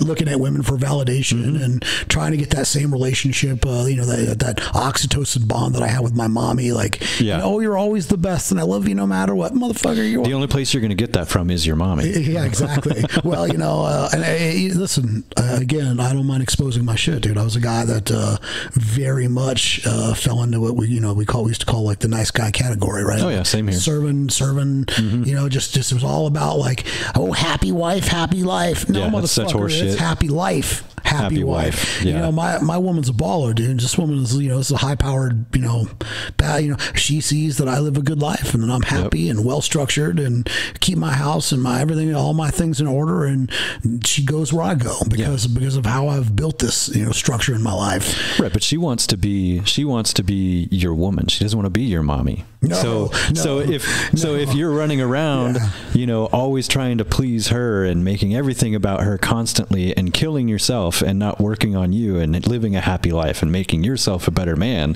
she's just going to look at you like, ugh. Well, you're right. One of the things that is really consistent in my relationship, and that's been such a huge relief, is that we both seek to make each other's lives better and easier. Yeah. Like we make this as a priority. Right. And there's nothing wrong with being in service of each other as long as you are still working on yourself every day. Like, dude, I can't tell you. You know, that's what being a partner is. Right. And dude, like, you know, but again, because my future wife, she's, you know, a doctor and a surgeon, and she's really the breadwinner in the house. She makes way more than I do, and I do pretty well. And she does well, man. And you know, since we started living together, you know, a year and a half ago or so, I have not let her ever, you know, get up with the kid and make breakfast and her own breakfast and or take him to school. Like, no fucking way, man. Like, you go focus on your job and I can handle this. Plus I can easily handle what I've got. But like, since I've been strapped up like this, dude, she hasn't let me get up one day and take him to school. And she's still going out there and doing surgery and, you know, and running her business and doing her thing. Like, dude, like, you know, that's a great, you know, symbiotic thing in relationships that everyone should have. Is, you know, when I fall, you help pick me up. When you fall, I help pick you up. But you never dwell in that spot. You know what I mean? No. You're gonna do what you got to do. You're gonna eat clean. You're gonna work out. You're gonna do what you got to do to get that arm better. And then once you're in that spot, then you're right back to making the kids breakfast, getting everybody up. You're doing your thing. You know, because that's what you like to do, and you like to make sure that she can sleep an extra hour and focus on her life. Yeah, you know, that's that part of that relationship you guys have worked on. But in the situation you're in, she's hitting it and she's taking care of it and making sure that you can do what you got to do to get back to being your best. Dude, what's crazy is how easy it is when two people jive this way. You know, like my relationships used to be like breaking fucking rocks, and when I say that, I'm not being like metaphorical. It was that hard. Yeah, the last like 2 marriages, there was like these women it was like breaking fucking rocks every day, big ones. Yeah, to like go through the most basic emotions of living and have peace and dude, and I'm telling you, like, in the right situation with the right chemistry and the two right type of people that see things and that are jiving the same way, man, it is fucking easy. It's so easy, dude. Like, if I had to rate my relationship on a daily basis for over the last 3.5, you know, close to 3 years, whatever, like on a scale of 1 to 10, how hard has it been? It's like a 0. How hard has it ever been? And it's probably hard. It's like a 2.5. Yeah. How hard have we ever gone at each other? Like in an argument, like maybe a 1.5. Yeah. Like, it's that easy. It's that easy, man. And you can't hide like who you are and, make up some bullshit. Like you can't, people try to, I don't know, some people act like chameleons, but people can only do that shit for maybe a year. Maybe a year somebody could lie. And it's so fucking exhausting. Why do it? It's just fucking, it is. Well, I won't do it. Yeah. I won't do it, but yeah, I won't do it either. It's another thing I tell you, like whatever your relationship status is, man, if your relationship is harder than a 1 on any given day consistently, something's wrong. Something's deathly wrong with that relationship. And as the man, you're responsible for fixing that. Like as your wife is just an emotional, you have to expect she's going to be an emotional freight train. Yeah, exactly, man. And your job is to be the solid one. It's what you have to do, man. It is. Yeah, it's very true. Yeah, I think most of what I have learned as of recent, to be honest, is communication. Just talking about stuff, being honest, just being genuine, being who you are, and just talk about shit. Whether it's good or bad, don't worry about how the other person's going to react. It is what it is. Yeah, you keep coming back to authenticity, and I will say this. I love that, man. Authenticity to me. If you're a bad guy, I don't care. Yeah. Be authentically the bad guy. I come back to it a lot because, I mean, personally, it's a huge lesson that I have had to learn, in the last couple years, that to me, that is what matters most. If you're fucking around and you're lying, you're just lying to yourself. Yeah, authenticity, man. Even if you're a fucking bad guy, okay, be the bad guy. I can accept it. Yeah, and I can appreciate that too because I know who you are. Yeah, right. I can walk around all day and I can say, if I'm a bad guy, I'm like, yeah, I'm a fucking piece of shit. I'm a dick. Yeah, or hey, man, I'm like, man, you see that guy over there? Don't fucking mouth. That guy will smash your fucking face if you say something wrong to him. That guy right there, that guy over there, man. If I know who you are and you're true to that, you're gangster or you're whatever, cool, bro. You be this, man. Yeah. Be who you are and don't be afraid to be who you are and be honest about it. So many people that I've run into, man, they're fucking fake. Man, it's just bullshit, bro. It's just it's too much, and I will not lie to my. I think it's so important to me because I spent so many years fucking up in my relationships and just wasted so much time. And, and I don't think I was honest enough with myself. I had this idea of what shit was, but I didn't do any research. I didn't read. I wasn't after. I just thought I knew some shit, right? Just because I was older or whatever. And now that I've spent a lot of time deep diving into who I am and what I'm built for and why I do the things the way I do. Like, I just will not accept men in my life that are full of shit. Yeah. Again, you could be a bad guy. It's not worth it. You could be a bad guy, and I'll probably hang out with you if you really are. But if you're like a bad guy who's really a good guy, you're not really some tough, if you're fucking hiding it.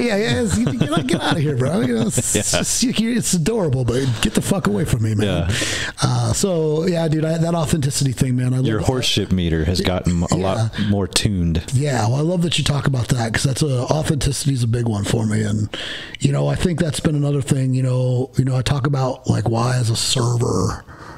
And a waiter and a bartender, like why I was good at it. It was because I was authentic with people, right? And then, by the time I was 23 years old, I was 24 years old because I was living downtown Phoenix and I was sick of the fucking, I literally was, I had my boss come over one day. I was bartending and I was doing the alarm thing and I was bartending at this place called the Orbit Jazz Club and I brought this fucking waitress home and fucking railed her.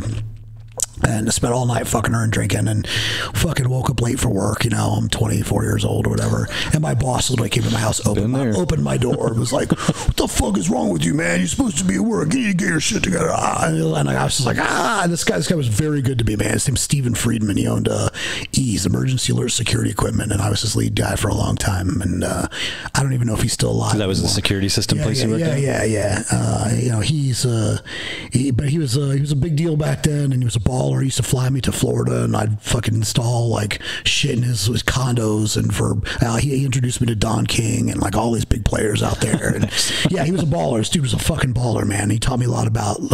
He taught me a lot. He was like, he reminded me of my dad, right? Just a super hardworking, just a good influence. Just a great guy. Yeah, he had his own, relationship stripes or whatever, but he was a good hardworking man. And but so I was about 24 years old, and I realized that I needed to get the fuck out of.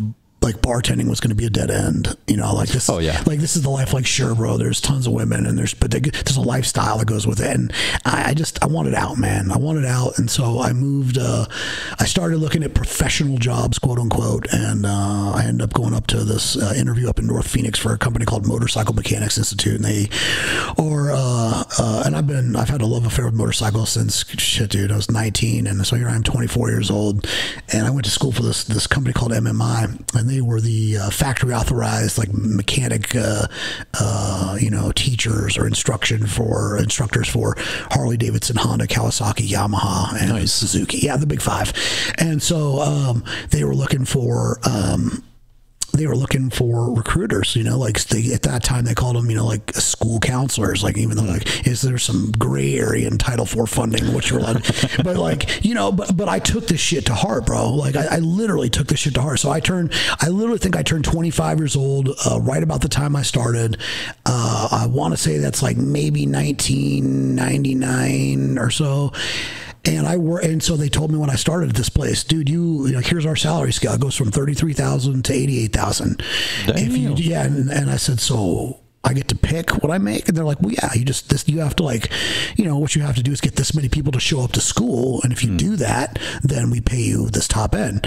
And so I was like, well, fuck, why would I not want that? Yeah. And so I don't know, man. Just like being a server and just like I took these, my job was to call people that had, expressed interest in school and talked about it from all over the country. So at least it's leads and you're not cold calling, right? Oh yeah. These were leads. These were people I saw, but sometimes these were people that had inquired a year ago, 2 years ago, 3 years ago, 4 years ago. I've probably forgotten about it. Right, whatever, right? But but like my job was to call these people and to talk to them about enrollment, talk about changing their lives, try help them like be the best version of themselves through this particular medium if that's what they wanted and what that opportunity would look like. And, I'd go in there and there were guys in there making $55,000, $60,000 a year with their feet up on the desk, reading the paper, And here I am, this fucking 25-year-old motherfucker, walking in the door with I was the only guy that I chose to wear a tie because this was my first professional job. And I was like, I'm going to look, I was, man. I was like, I'm going to look the part. So I put on a tie and I put on some shoes and I did, and I went in there, dude, and I fucking put my headphones on and I got on the phone and I created a little fucking folder with a binder that had like information on every student I called. If I talked to somebody and I fucking learned their wife's name, their kid's name, their date of birth, anything that they had, anything was going on in their life, I made notes about these people. And when I'd call back and check on them like later, I'd be like, hey man, how was your kid's birthday? And how's that? Dude, you were working on your car. Did you get that thing running? Hey, was it? And dude, so you went the mile to learn about these people and, again, be personal again and not just robotic. Like, hey, do you want to join this program? Blah, blah, blah. Yeah. I was in service of people and I worked hard. That's it, man. And so it took me, that's what it takes. It took me 18 months. I had to go through a full sales cycle. In 18 months, I set a 35-year record for that company with 102 shows. I broke their scale, and my first bump in pay was from $33,000 to $102,000 per year. Damn. Yeah, at 27 years old, and so of course, at 27 years old, I'm muscle bound and my dick's hard all the time. And what am I doing? I'm spending money now. I'm still the same asshole I was bartending. Now I just have a lot of money. So I bought a house and some English bulldogs and a truck and and I'm buying everybody shots at the bar and like I'm rich. Yeah, and you were that guy. I was that guy. I was that fucking asshole, man. So I continued down that path for a couple of years. And then I realized I needed some education, and I started working on a bachelor's degree, a BSB in marketing, and through University of Phoenix. And I was going to the classroom. I wasn't doing the online thing. It wasn't so. Remember, the internet didn't really hit. Now we're talking. It's like 2002, 2003. Yeah. So it was like everybody was just getting home computers, right? Everybody was, the first iPhone came out about, I don't know, 04, 05, something like this. Yeah. So I think that what Google didn't start until what, 2000, something like 2001? That. Yeah, I mean, it was the early age of the internet for sure, .com and all that stuff. And so here I am, That's so crazy. It's only been like 20 years. I know, dude. And now we've got AI and all this shit, dude. Yeah. I've even used AI to optimize my own business now. I guess, Have you? Yeah. We'll talk about it. But so yeah, 27 years old, I became the national trainer, and they flew me back and forth from Orlando, Florida to Phoenix, and I just taught. And it was funny. People would ask me, "How do you do this, man? How do you get this?" Because people say they only give you this many leads, and you can only turn over this many, and this is the average percentage of closing. And I'd be like, I don't want to fucking hear that, man. Like, you're like, I don't want to fucking be average. Yeah, it's like stop. I'm like, stop telling yourself the numbers, man. Because as soon as you start like reading that stuff and people tell you, like, you're limiting yourself. I said, and I can teach you guys how to close. And I can teach you my system of like how what I can't teach you is how to love people. Yeah. And that's where you guys are on your own, man. You guys have got to figure this shit out. The only reason I'm as good as I am is because I love everybody I talk to, right? And it's the same way today, man. And whether it's you sitting across from me, it's why I'm here today, or whether it's my client or whatever, I'm doing the same thing I've been doing over and over and over and over and over and over and over and over and over and over and over for fucking 20, 30 years now, man. I've gotten a little better in some of my practices, but at the core, man, I'm still the guy. I'm still a fucking server, bro. I'm still in that place. And so I made a bunch of money, went to school. I applied for a job at the corporate office as a marketing manager since I was getting a Bachelor of Science in Business and Marketing. And they're like, why the fuck do you want to go from 102,000 to 50,000? And I said, growth. I want to grow. And it's not always about money. I was like, I don't need that much money to live. I got a house already. I got this. I said, I live in extravagant, and I knew it'd be a hit, right? I knew it'd be a hit, but how are you going to get better, bro? Unless you make some sacrifice. And so they're like, okay. They're like, you want to be a marketer? So I started working under this woman named Piper Jameson, and we went through this company, which is now under the Universal Technical Institute umbrella. That's who bought MMI. They do all the training for like Audi and Mercedes-Benz, and it's like this big conglomerate, right? So I went to work at their when they were bought out and still private. I went to work at their corporate office. I went to work for some ballers, some really important people, some very smart people. Helped them go through an S1 filing and help the company go from privately held to publicly held. It wasn't long after that there were some shifts in that company because they went public, and they all of a sudden it's like, oh, we're pleasing shareholders, and they wiped out a bunch of middle management, and I was one of the guys, but I got a nice severance, and I had every time you go corporate and you go public, and then you have people that are looking to expand their portfolio every year. Dude, shit always fucking changes. That's one of the reasons I work for myself now. Is I don't want to be anybody else to be in charge of my life. Yeah, I'll be responsible for the wins, the losses, and everything in between. But I will not work for anybody else anymore. Yeah, and I don't begrudge anybody who does. Me personally, I refuse to let anybody own the choice of what happens to me. Yeah, I want it all. I want everything on me. But at any rate, I mean, and that's a cross to bear. Sure. Because anything goes wrong, then it's on me. Yeah, but it's either your fault or you have to at least deal with it. You know what? It's all on me. But you still have the freedom.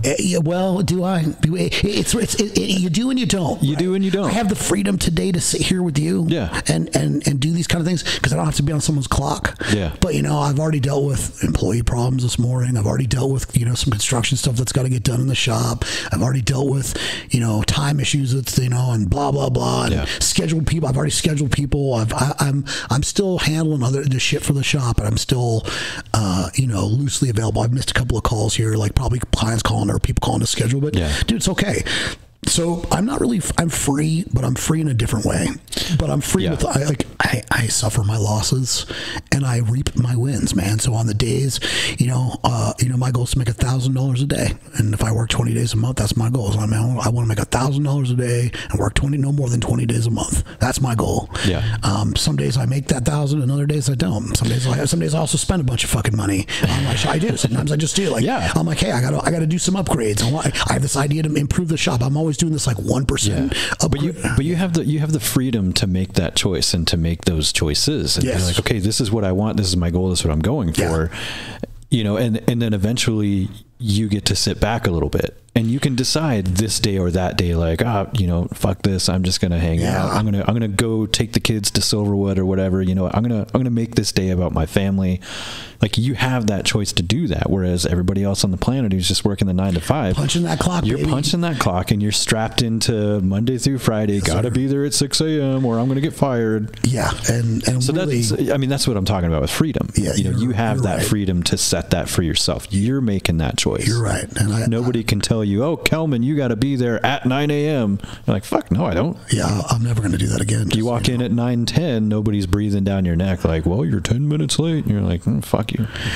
Well, you know what? That's every dude listening to this, you know, unless you've got a gold handcuff somewhere and you're just making a bunch of money and you've got a great retirement coming, you could be a fireman. I can appreciate this. Firemen don't make a ton of money. I think my last year I made 78 G's as a riding backwards, which is great money, right? You know, it was great. It's a great career. But like the point is every single man should aspire to make fuck you money, and that's all I'm saying. Right. I mean, fuck you money just means if your boss says shit you don't like, you can say fuck you.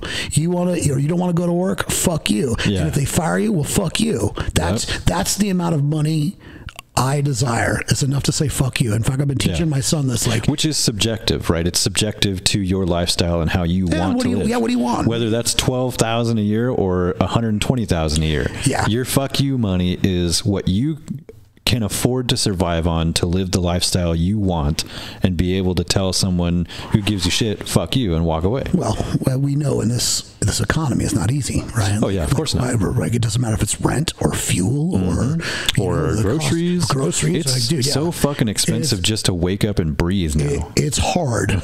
it's very hard to make the leap from working from somebody else because you got that stability and it's like you're cuffed, bro. And I know so many dudes who would do so much better on their own and they won't leave their fucking jobs. And they talk about it. They even had business plans. They've come to me like, how do you do here? And I tell them, this is what I do. This is what I do. This is what I do. This is what I do. And it's fear of it. You know, it's fear of the unknown. We all have it. Well, what are our motivators? Fear and hope, right? Yeah. Two greatest in the world are fear and hope. But every man should aspire for fuck you money, so that you can just. I agree. Right, because this is your life, bro. This is it. This is, this is the one shot you get. We don't know what happens after this motherfucker. Yep. So I say, you only get one play of the game for sure. Yeah, and so this is, you see a lot of dudes who stay in the same industry for years. Right? I told you I was a server and I spent some time in the trades, and then I fucking went into like the sales in the corporate world. And when MMI and UTI closed down, I'd already been enjoying so much being, I got to tell you, this is because there's a section of this I didn't really talk about. So as I became a marketing manager, I was working for this brilliant woman named Piper Jameson, who's still around. I don't know. I think she took over one of the largest automotive institutes as the CEO, and I still keep in contact with her from time to time. But what a brilliant human. So is Automotive Institute, are they training like mechanics? Yeah. Okay. So I think she took over AAI, American Automotive Institute.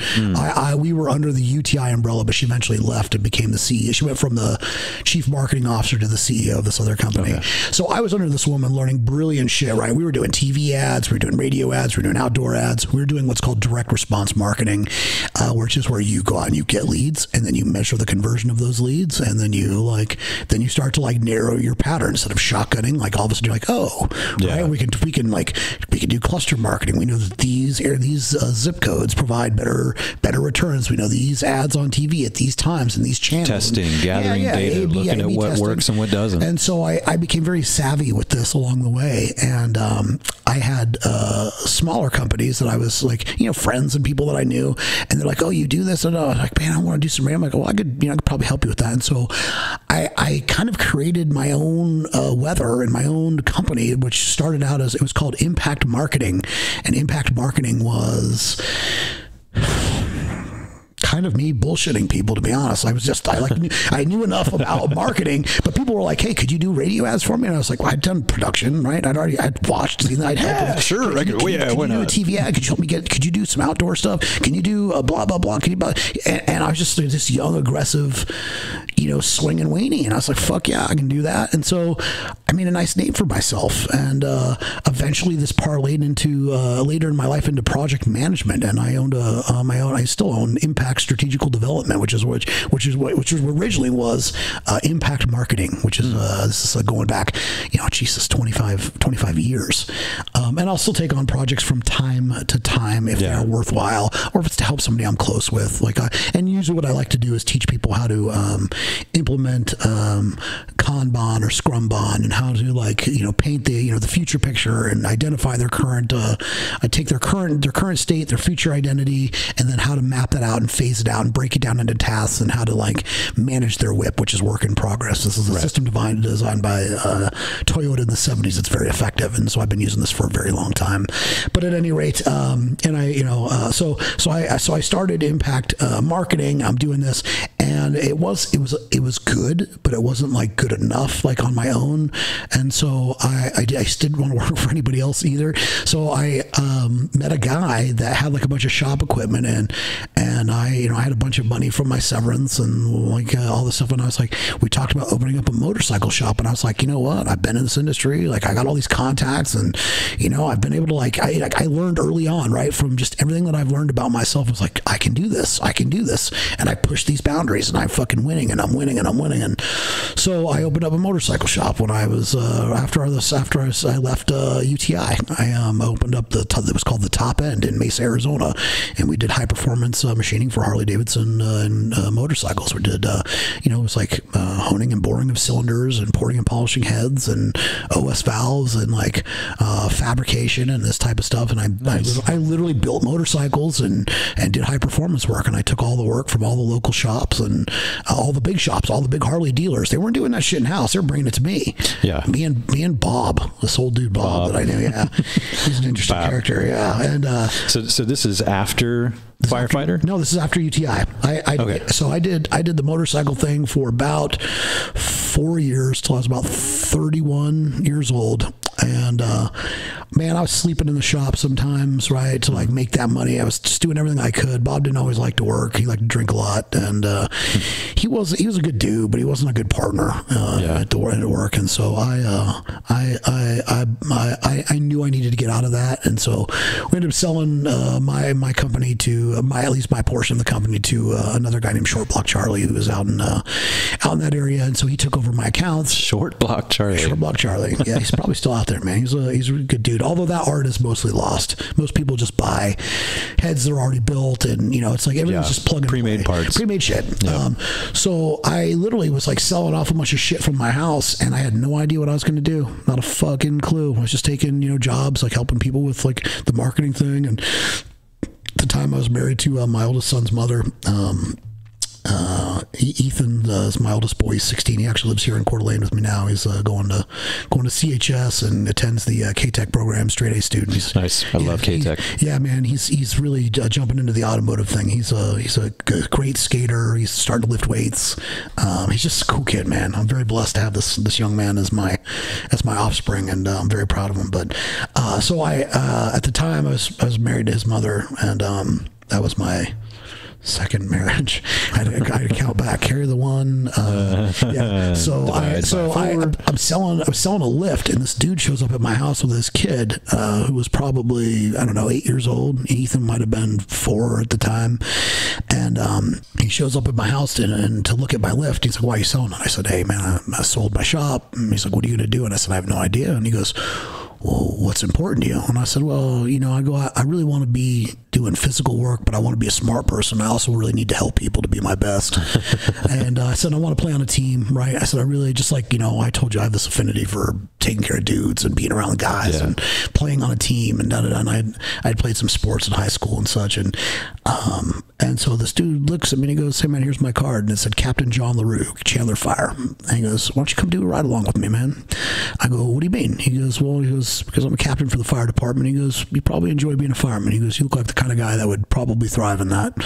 And I went, okay. And so I fucking showed up, not knowing what the fuck I was doing and anything else. And they sat me down the first day, and like, I worked out with these guys. I didn't have any clue what I was doing, but I learned, right? Yeah. And so I sat down with the dudes. I rode with the guys. I ate with them. I didn't know my way around. I was probably very clumsy and awkward in the firehouse because I just didn't understand like how they did things. But they were very gracious, and they even sat me down and did a mock oral board, which is where you demonstrate your characters and values, their stories of your life. And I remember there was a guy named Victor Bagayas in that house that day who I ended up going to medic school with a few years later. But these guys were very good to me, right? And they kind of gave me an idea that I didn't know what the fuck. I had all this big swinging dick, talk. But when it came to like, hey, who are you? And what do you stand for? And what do you know about? Like, I was like, I worked in a motorcycle shop and I made 6 figures recruiting people, and I worked in the bar, and I didn't know how to talk about things the way I'm speaking about them. I wasn't as eloquent as I am now. Being in servitude and being, like why I do the things and so it's a learned art, man. I mean, it is the art of conversation. I'm not that great at it either. I'm still learning it. Yeah. So these dudes set me on this path, right? Of like, and all of a sudden I was like, oh fuck, man. I'm like, I don't even know who I am. I'm like, I can't identify to other grown men. Like, who the fuck I am? Like, intimidating. And all of a sudden I'm like, it was super intimidating, man. And I went home that day and I told my wife, I said, I know what I'm going to do. And she goes, what? I said, actually, I told her the day John LaRue was there. He left my house. He bought my lift, and and I went in the house and I told Jen, I said, I know what I'm supposed to be doing. She goes, what? I go, I'm supposed to be a firefighter. And she goes, I think that's kind of hard to get into. And in my mind, I was like, oh, this isn't if, it's when, right? Yeah. Just like the way I made 6 figures, just like the way I started these companies, just like the way I did everything else. Like it's like, and so I literally started running to work, biking to work, lifting every day, got a physical trainer, started fighting for Chandler Krav Maga, and got onto their tactical black team to just for training, not to be a bad master, just to keep up, to train, be physical. I mean, that's a dude. It's interesting that she's like, well, I think that's hard to get into. And in your head, you're like, not if. Well, that's cool. I'm going to fucking do it. Yeah.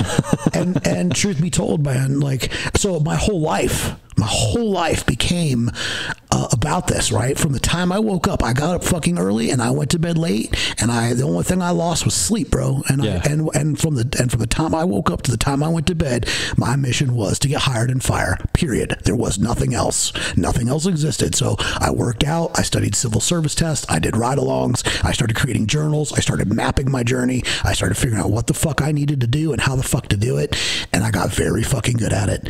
And it was within, so I completed my EMT course. I took that job that was 76 miles away, right? I'm still doing ride-alongs. I'm applying with every department in the fucking, within like a 50-mile or 80-mile radius of my house.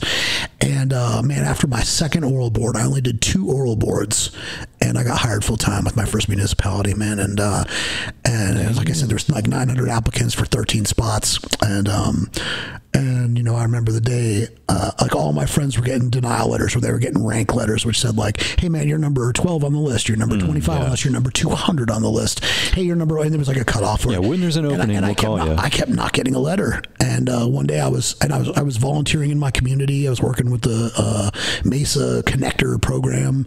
And one day I'm on this ride along with the Mesa Connectors, where it was like we'd go out and support fire guys and do wellness checks and help out fire. So just take some of the fucking weight off those guys for like little stuff that we could do in service. And so I'm on this ride along, and the phone rings, and I'm busy with citizen and a customer is what we call them, and so I didn't answer the phone, and so we get back to the truck, and I listen to it, and it's a chief of the department I had applied with, and he offers me, he's like, I want to talk to you about conditional employment and blah blah blah. And I was like, oh man, he's calling me to tell me I didn't make it. And like, oh, these dudes are like, the chief didn't fucking call you to tell you didn't make it. You better fucking call him back.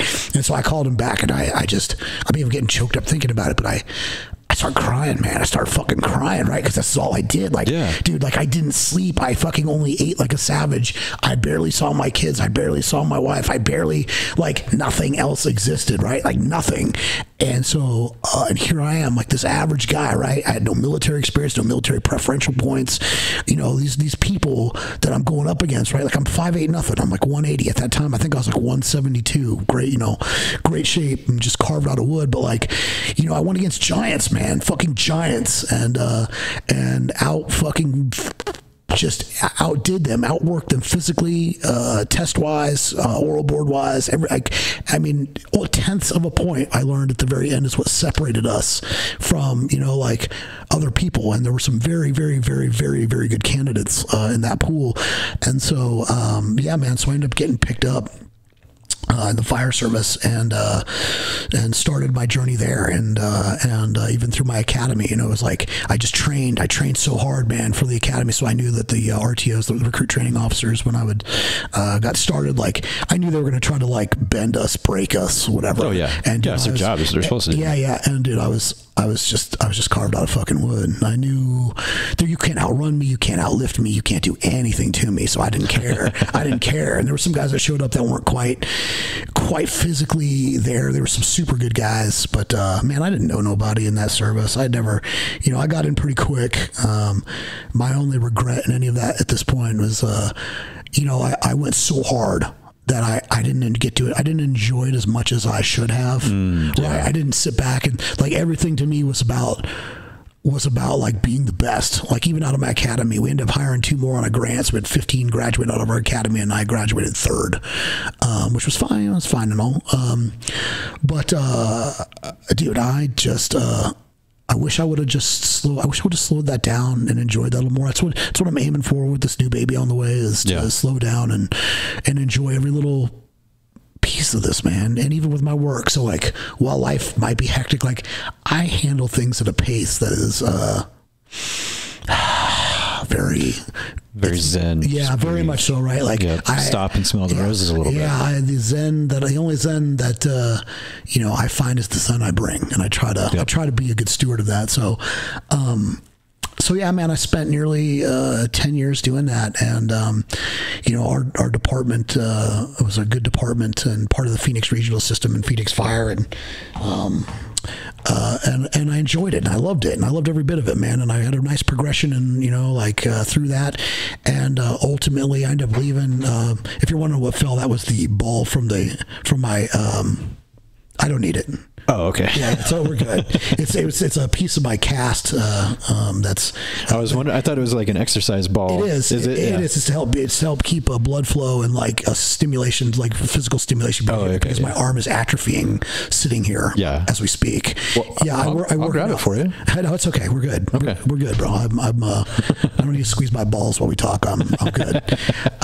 No, it's just atrophying. So this helps with the atrophy, and but I'm fine for the moment. And at any rate, so 10 years goes by, and you know, our department had some issues. Gosh, I don't want to even get too crazy into it, but I'll tell you, there was a couple of big incidents where some of the dudes got in some pretty big trouble, and it was pretty, like, you know, could have been like nationally. We had a battalion chief fuck a cop's wife, and the cop shot himself, and I went on that call. And, yeah, I ran that call, and I was part of that, and then I watched a medic kill like this lady, and they kept me off the report. And I just got to this point where I was like, man, is this who I am? Right? Like, yes, I'm a fireman. Yes, I'm a firefighter. Yes, I fucking slay dragons and save babies, but like, is this like, you know, like I'm not the guy that went and got, you know, a tattoo of me, you know, like some dude with a sword fighting a dragon. You know, there were guys like that in the department that had like, literally one guy had a firefighter coming out of a fire holding a baby, and it's like, dude, is that you? Is that like? And I've seen guys with dragons, like, and a guy fighting him with a sword, and it's like, it's not me, man. I don't have a fire fucking tattoo on me. I'm covered in tattoos. I'm not defined by my work. And so there were 2 things that were going on. One was there was some heavy dysfunction in the department that made me, the only time I found myself happy was running calls when I was helping others, right? Again, being a server, and working out with the guys. If you were on a good crew, it was fine, but if you were on a crew that sucked, or you had a captain that was a shitbag or a no load, man, it made life hard, dude. And they do exist, and it exists in police, it exists in fire, it exists in the military. Oh, yeah. And you know, I'm very proud of my service. I have a couple friends who were cops for a while, and they ended up getting out of it because they were like, the bureaucracy and the fucking horse shit in the department. It's hard, man. It's hard. Not to mention, laws change and governments horse shit. They were just like, nah, fuck that. It's not for me anymore. So I saw a lot of that, and I love police, I love fire, and I love military. It's one of the only discounts I offer in my shop is for police, military, and fire. 10%. Because I value that service. I spent a lot of time in it. My wife spent time in that. Her deceased husband spent time in that. And just I have friends and people I know that have served. Like, you've got to be a different breed to get there and to be that guy. You do. And so between that and living in the city, I found that I hated living in the city, and I'd never considered moving. And one day I went to go see Guardians of the Galaxy, the first one, and it was 10:30 in the morning, and I was with my very good friend Matt Geisel, who to this day I'm still friends with. I've known him since 7th grade. He just came out to see me a couple months ago, and we got out of the car, and that fucking heat slapped me in the face, 110 degrees at 10:30 in the morning, and I looked at my friend and I said, dude, that's it, I'm done. He goes, well, what are you talking about? I go, I'm going to quit fire and move to the Pacific Northwest. He's like, man, get out of here. He's like, you've been here your whole life. And I said, I know. I said, I'm fucking leaving. And no shit, 6 months later, I moved up to Portland, Oregon, and I was managing a steel mill. I had about 70 guys working for me, making a bunch of money. They fucking gave me a huge sign-on bonus, moved all my shit, my wife, my kids, my house, my vehicles. They gave me a fucking... That's quite a jump, man. Dude, it was a huge jump. It was like, but this firefighter to steel mill manager. Well, I went there, so I was looking, when I started looking, I actually looked in Coeur d'Alene, because I knew some folks here, and I knew some folks in Portland, and there was nothing here. Yeah. There was nothing here. And in Portland, the steel mill, I knew somebody that was working up at their corporate office, and they were like, hey man, this dude's, he's smart, he's got a fair amount of education, like he's a good leader, and hey, you should at least check this guy out, even though he's not a steel guy. Like, he doesn't need to know steel. He needs to manage the guys and lead the guys that know how to do the steel. Yeah. And so I went up there and spent 2 days interviewing, and they offered me work, and it was like, hey, we'll move all your shit, we're going to give you this massive bonus, you got no bills, we pay all your medical, all your dental, your retirement here is better than it is in fire, blah blah blah blah blah.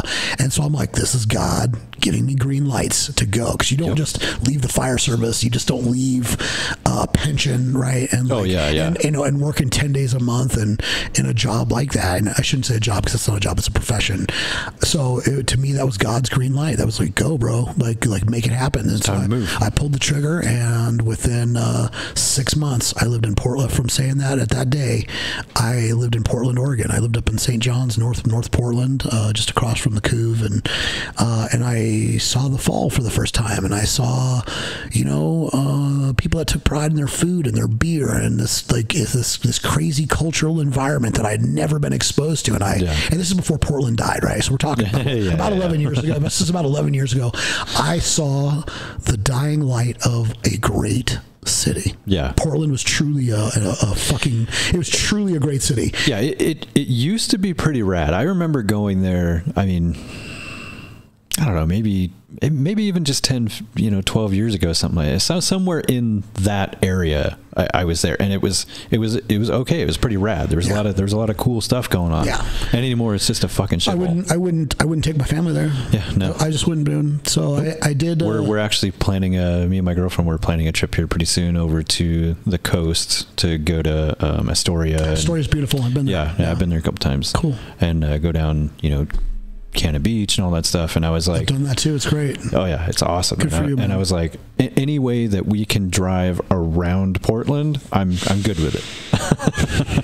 Yeah, it's unfortunate because it was a beautiful city. Yeah. But so I only spent again, massive sign-on bonus, fucking huge 6-figure salary, terrible hours, one of the hardest jobs I've ever worked. I literally worked from 5 p.m. until 8 a.m. every day. Jeez. Yeah. So the most I ever worked was, I did that was for 31 days in a row, and I felt like I was just having my shit pushed in. Yeah, hammered dog shit. Yeah, dude. Yeah, and it was just like, and like the guys I was leading, like in the steel mill, these guys were like pirates, dude. Like these weren't like, well-to-do, well-spoken. These were like, they'd show up, man, with tats on their face, and this was like their last fucking stop. Yeah. It's just like their last stop. My only saving grace was a beautiful gentleman named Steve Pappas, who was another manager there, who had a little time in fire. Actually, had a little tattoo of a dragon and a guy fighting that. And like, I love and appreciate that you can remember the names of all of these people. Oh, dude, these are people. Even though I don't get to talk to them all the time, these are men I love and respect. Yeah, but you know that's what's great is you don't forget about the people who helped you and who helped to make you who you are. I love that about you. That's great. Hey, thank you. I appreciate this.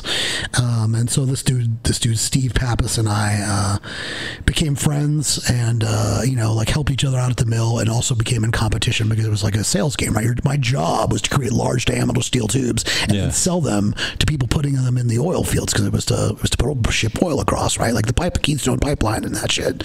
And so it was a very dangerous job, very very dirty job, very hard job. It lasted all of like 10 months, and they decided to pack up their game and move that mill up to Regina, Canada. And I could have became Canadian, and if you know anything about Regina, besides that it sounds like vagina, it's just a terrible. I don't know a damn thing about it. It's you don't want to. You're in a better position not knowing, because there's nothing there, and it's super cold, and it's just shit. It's garbage. And so unless you're just going to go there for the money, and I said no, and so it's not worth it. So I this was at a time when marijuana went from medical to recreational legal in Oregon, and so I toyed with the idea of buying some land and jumping into that game. Believe it or not, I didn't know what I was going to do when I left the mill. I had a bunch of money. I didn't really have to work, so I applied at this place for what was called New Amsterdam as a bud tender, and I'm not even a weed guy. I'm like, not at all. Like, I just don't care. Like, I'm sure I just don't care though. And so they saw my resume and they're like, bro, would you rather like be the GM here than a bud tender? And I'm like, sure. So I became the GM of the largest flagship store in Portland, Oregon of cannabis, and that was a hell of an experience. And I went on for 4 or 5 months, and I basically, it was like a project for me. I helped get them from where they were to legal recreational compliance. I worked with the OLCC out there and like just got their store to all the signage required, all the things that had to be, all the boxes had to be checked. I handled that shit. I managed the store. I managed the people. And then, it was like one of those things where I just didn't see, I just didn't see this as like my life. I just was like, I was just toying with the idea. It's like, oh, it'd be wonderful if I just create a fucking weed farm. It's just an idea. What else? I haven't done that one yet.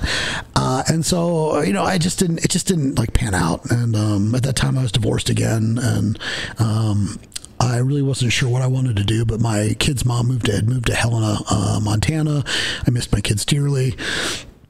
At that time, I still wanted to try to work things out with the kid's mom, and so I was going to move to Helena, and she made it pretty clear, like, hey, don't move here. I don't want you here. I'm not ready for you here. And I said, well, I'm going to come a little closer. I'll get to Coeur d'Alene. And so I had some friends here that I came and stayed in their basement for a few months before I found my first place out in Sanders Beach. I had a 3-bedroom, 2-bath here. Literally, I could stick my head out the front door and see the water, and it was $900 a month. I know. That's 11. I wish it was still that much. I did. That place was my saving grace, dude. I had so much peace in that place. Like, I bet. right next to Tubbs Hill, right in Sanders Beach, right next to the water. Dude, that was very much my place was in. I came out here. I started going to a Buddhist temple. I went to a Buddhist temple for about 1.5 years. I felt like I had a lot to work on for myself, and spiritually I was lacking. So I spent about 1.5 years, close to 2 years, going to a Buddhist temple out in Spokane. Came home. I was renting a room out to a guy whose name was Will Smith, a white guy, not the same one. He was from Florida, and he was on pastoral studies, and he and I had some theological discussions about God and Jesus Christ and all this. And I wanted to ask him, hey, can you baptize me? And he said, yes, I'd love to, but we need to do some study. You need to know what that really means. He said, there's a price to pay for that. And I was like, well, okay. And so we spent about 6 weeks going through some studies, and I was actually baptized as a Christian right here in small Sanders Beach. And so that was an amazing experience for me.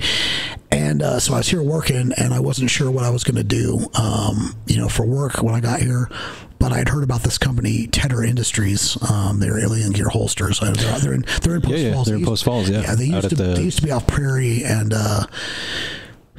95, and they had like 3 different buildings in that area, and of course down there in Post Falls. But I had ordered a holster for a gun right before I left, and it wasn't going to make it in time for me to get here. So I called this company. I'm like, hey man, like I'm getting ready to move. I just wanted to see if you could help me check shipping.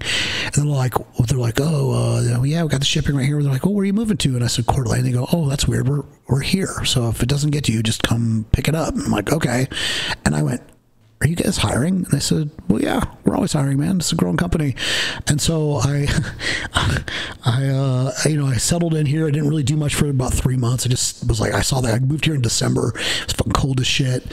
I hid from that completely, right? It was like hid inside and found a gym, started trying, like I just didn't know what to do with myself. And when spring hit, I decided to go out there and start applying for work. And I went over to Tedder Industries and gave them my resume, and they looked at my resume, and I just said, hey, what do you want? I'm like, I don't care, give me a production management. I just spent some time in that, and they saw I'd owned impact strategical development, and project management was a big part of my past. And they go, well, we've got this job as a project coordinator. It looks like it might be a little below your pay grade or whatever, but like, it's not bad. It's in the 50,000s. And I said, fuck, let's go. So let's do this. And so I spent nearly 6 years with those folks. I went from a project coordinator to a project manager to their senior project manager. So I reported directly to Thomas Tedder and Tim Trito, and anything you've seen come out of that company, and probably, I haven't been there now for a few years, but anything over the last decade, any products that have come out of that, including police and military duty holsters, I was responsible for. So from the time it was a thought to the time it went to market, I worked with every single department, all of the department leads. My job was to lead these people, to help these people, and to move the ball, constantly move that ball forward. That was my job. And so I truly got to spend time as like from a bullshit, a guy who was just bullshitting like impact marketing, to a guy actually who became a real project fucking manager, man, with an ACP and what did I get? I got what was the first one I got? My associate APM, associate project manager, and then I got my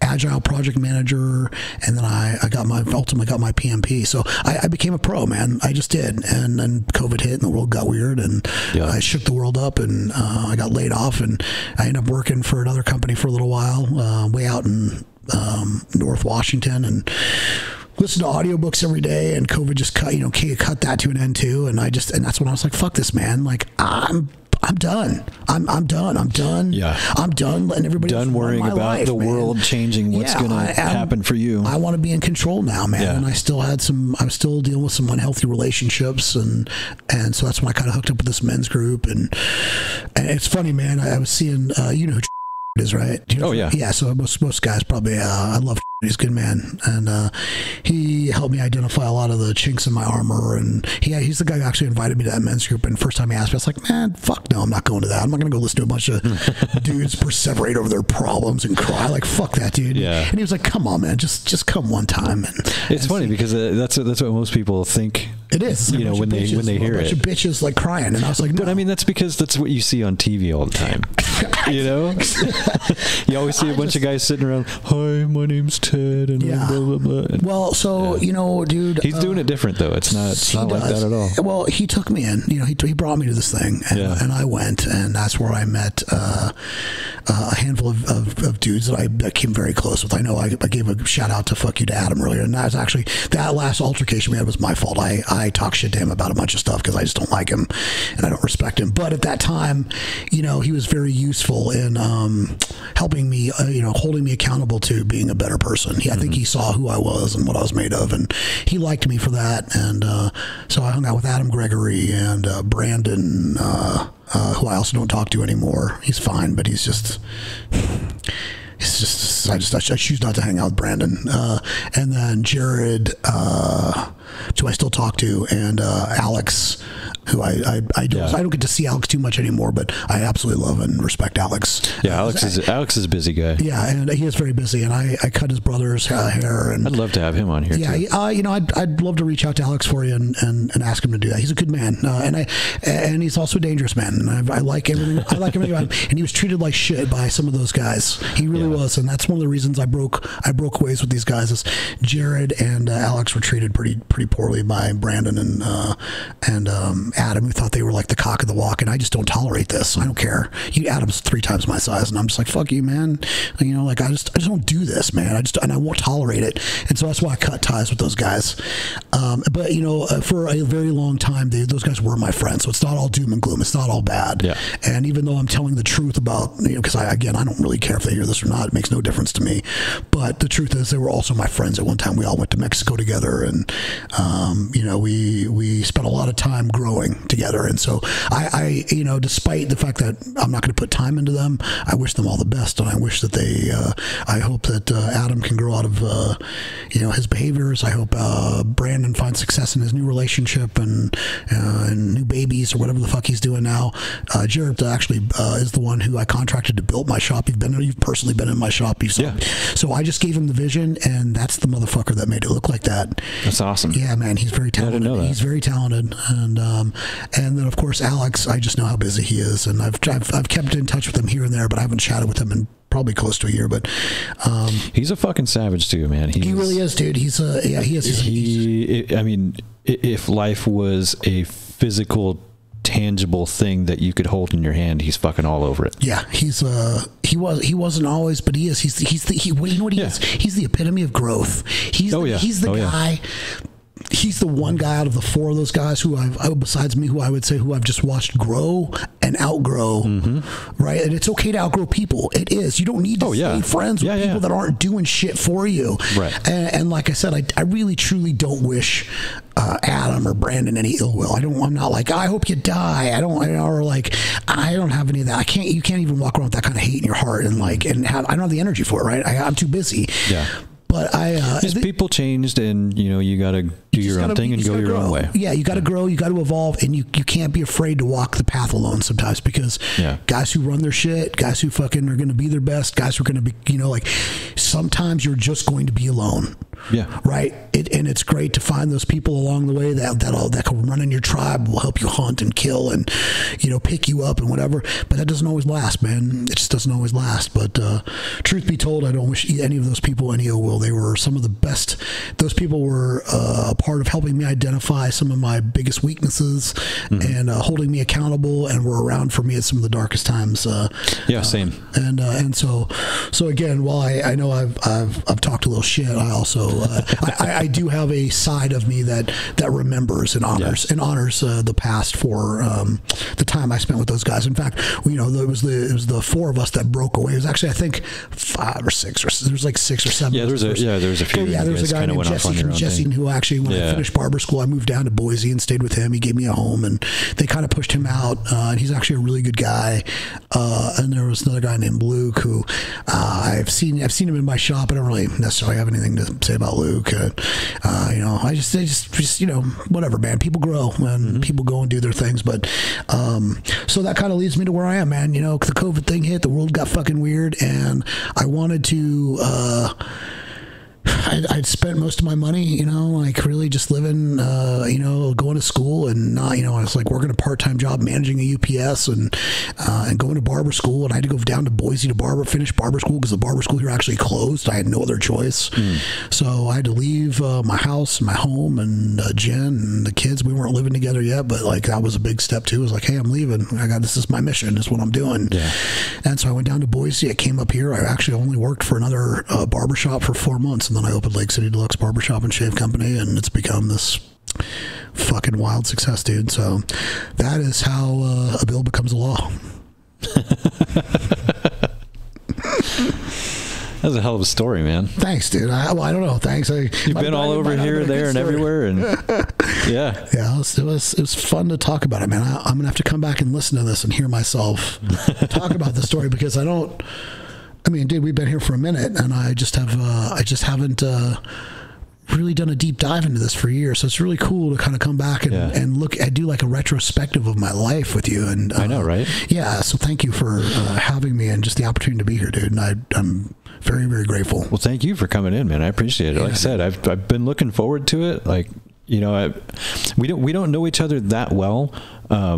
You know, but just, you know, a lot of those same guys, we both know them, you know, we both have hung out with them or do hang out with them and stuff, you know, and so I hear things about you and I'm just like, man, and then, you know, you open your shop. I think we even had a men's meeting in there at one point. Now, were you there with that? Yeah. I was there at that one. Yeah, so you remember how that went. You remember? Yeah, I remember. Yeah, like, hey, dude. That is what it is. It is what it is, man. And for the guys listening, I don't really care, man. Like, somebody made a comment about, like, one of the guys fucking my wife. And like, we don't have that kind of relationship. And in my opinion, like, I would never say that to another man unless I was looking for a fucking fight. And so I called this person out on it, and it got very socially awkward because I said, hey, man, you can't you're in my shop and you're talking to me about this beautiful human being, like, even if it's flippantly, like, mind your manners, man. Like, which I understand. Mind your fucking manners. It was a joke. It was, and it was. I understand, but like, but you know, but just your values and how you feel about things. It was in poor taste, and. You know, that's okay. Like, you spoke your mind. I forgot, Dave. You spoke your mind, and you were like, "Hey, you know, I'm not cool with that. Like, it is what it is. Yeah, man. No big deal. It's just like, dude, you just and so boundaries too, man. Just to touch on this real quick. One of the things that I've learned from those dudes I hung out with, and through my time at the men's group, and just through just all these books, you know, that I've read, is that boundaries are the number one expression of self-love.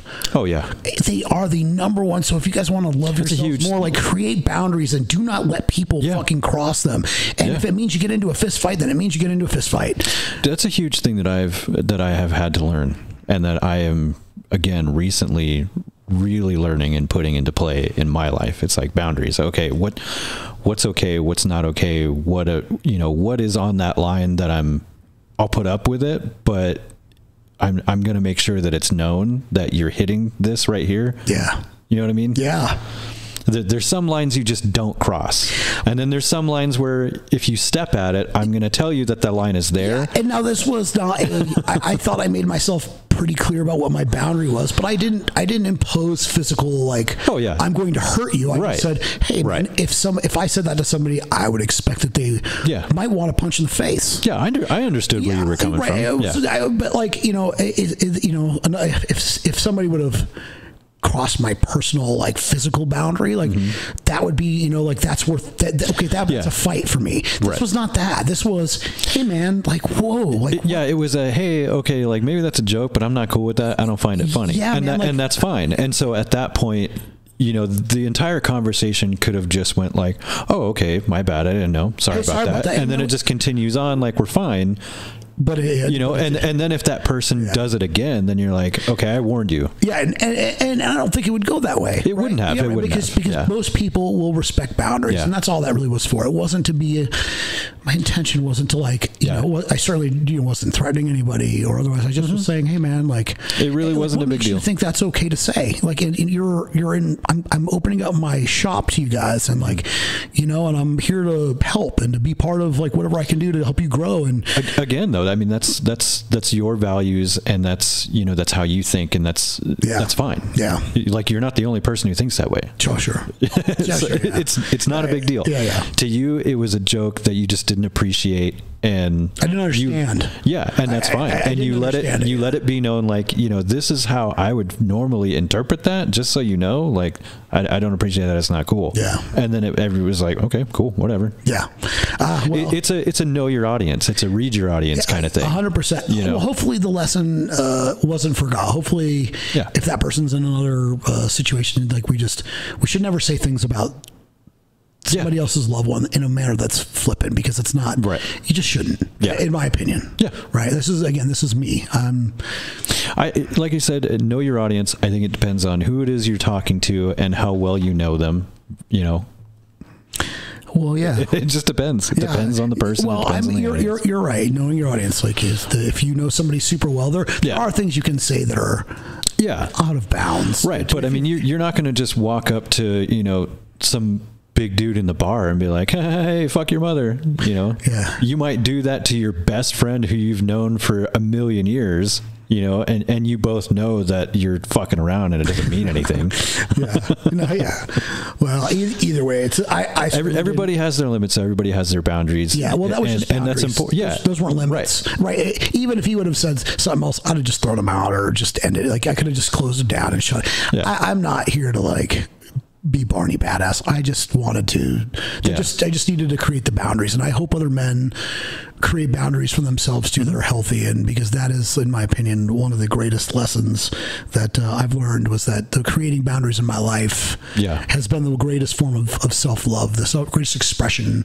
I've given myself this as, hey man, I love you. And I also learned, like, you know, if I asked myself many years ago, hey, you know, like if I'm looking in the mirror, I'm like, okay, Kelman, I want you to write down the names of everybody you love. I could have given you a list of like 10 or 15, maybe 20 people, but my name would have never been on that list, my own name. And now I'd put my name at the very top. Yeah. And then all the people that I love behind that. Good. Yeah. Good. So that's how to do it, man. Yeah. Boundaries are important. Boundaries for everything. Boundaries for everyone around you, your friends, your loved ones, yourself. Yeah, it's important. You have to stick to them. I agree. This has been good. Yeah. Cathartic even. Right? Yes, sir. Yes, sir. Fuck. Again, thanks for coming on, man. I appreciate it. It was great talking to you. It was great hearing the story. Well, it's my pleasure, man. If you ever want to have me back, or if I can ever do anything for you, please let me know, Mike. Awesome. I appreciate it. So I appreciate that, yes, man. Sir. Just so real quick before we get out of here. So Lake City Deluxe Barbershop and Shave Company. Yeah, that was a mouthful. I told you, but you got all of it, dude. I did. Good job. It's right there, in Coeur d'Alene. What is that on? Is that on Coeur d'Alene Lake Drive? It's actually on East Sherman. So if anybody knows where Michael D's is, or the new Vantage Point Brewing, which is fantastic, Junior's Mexican, and of course the bakery that's right next to it. I am the hidden gem that's right behind the bakery there. So 315 East Coeur d'Alene Lake Drive. We are on East Sherman, and the booking website is www.deluxebarbershopcda.com. We do take walk-ins as long as we have some open space. However, as busy as we are and as tough as it has been for me to source the best help, I would highly recommend an appointment for you. So look forward to seeing you there. Yeah, take it from me, you won't be disappointed. My experience there was awesome. Dawn was awesome. Thank you, again. Yeah. Well, thanks, Dave. I'll let you get out of here. I'm sure you probably got a lot of stuff still on your plate. So, okay. Everybody, keep on grinding. Thanks for listening. Appreciate all of you. Have a good one.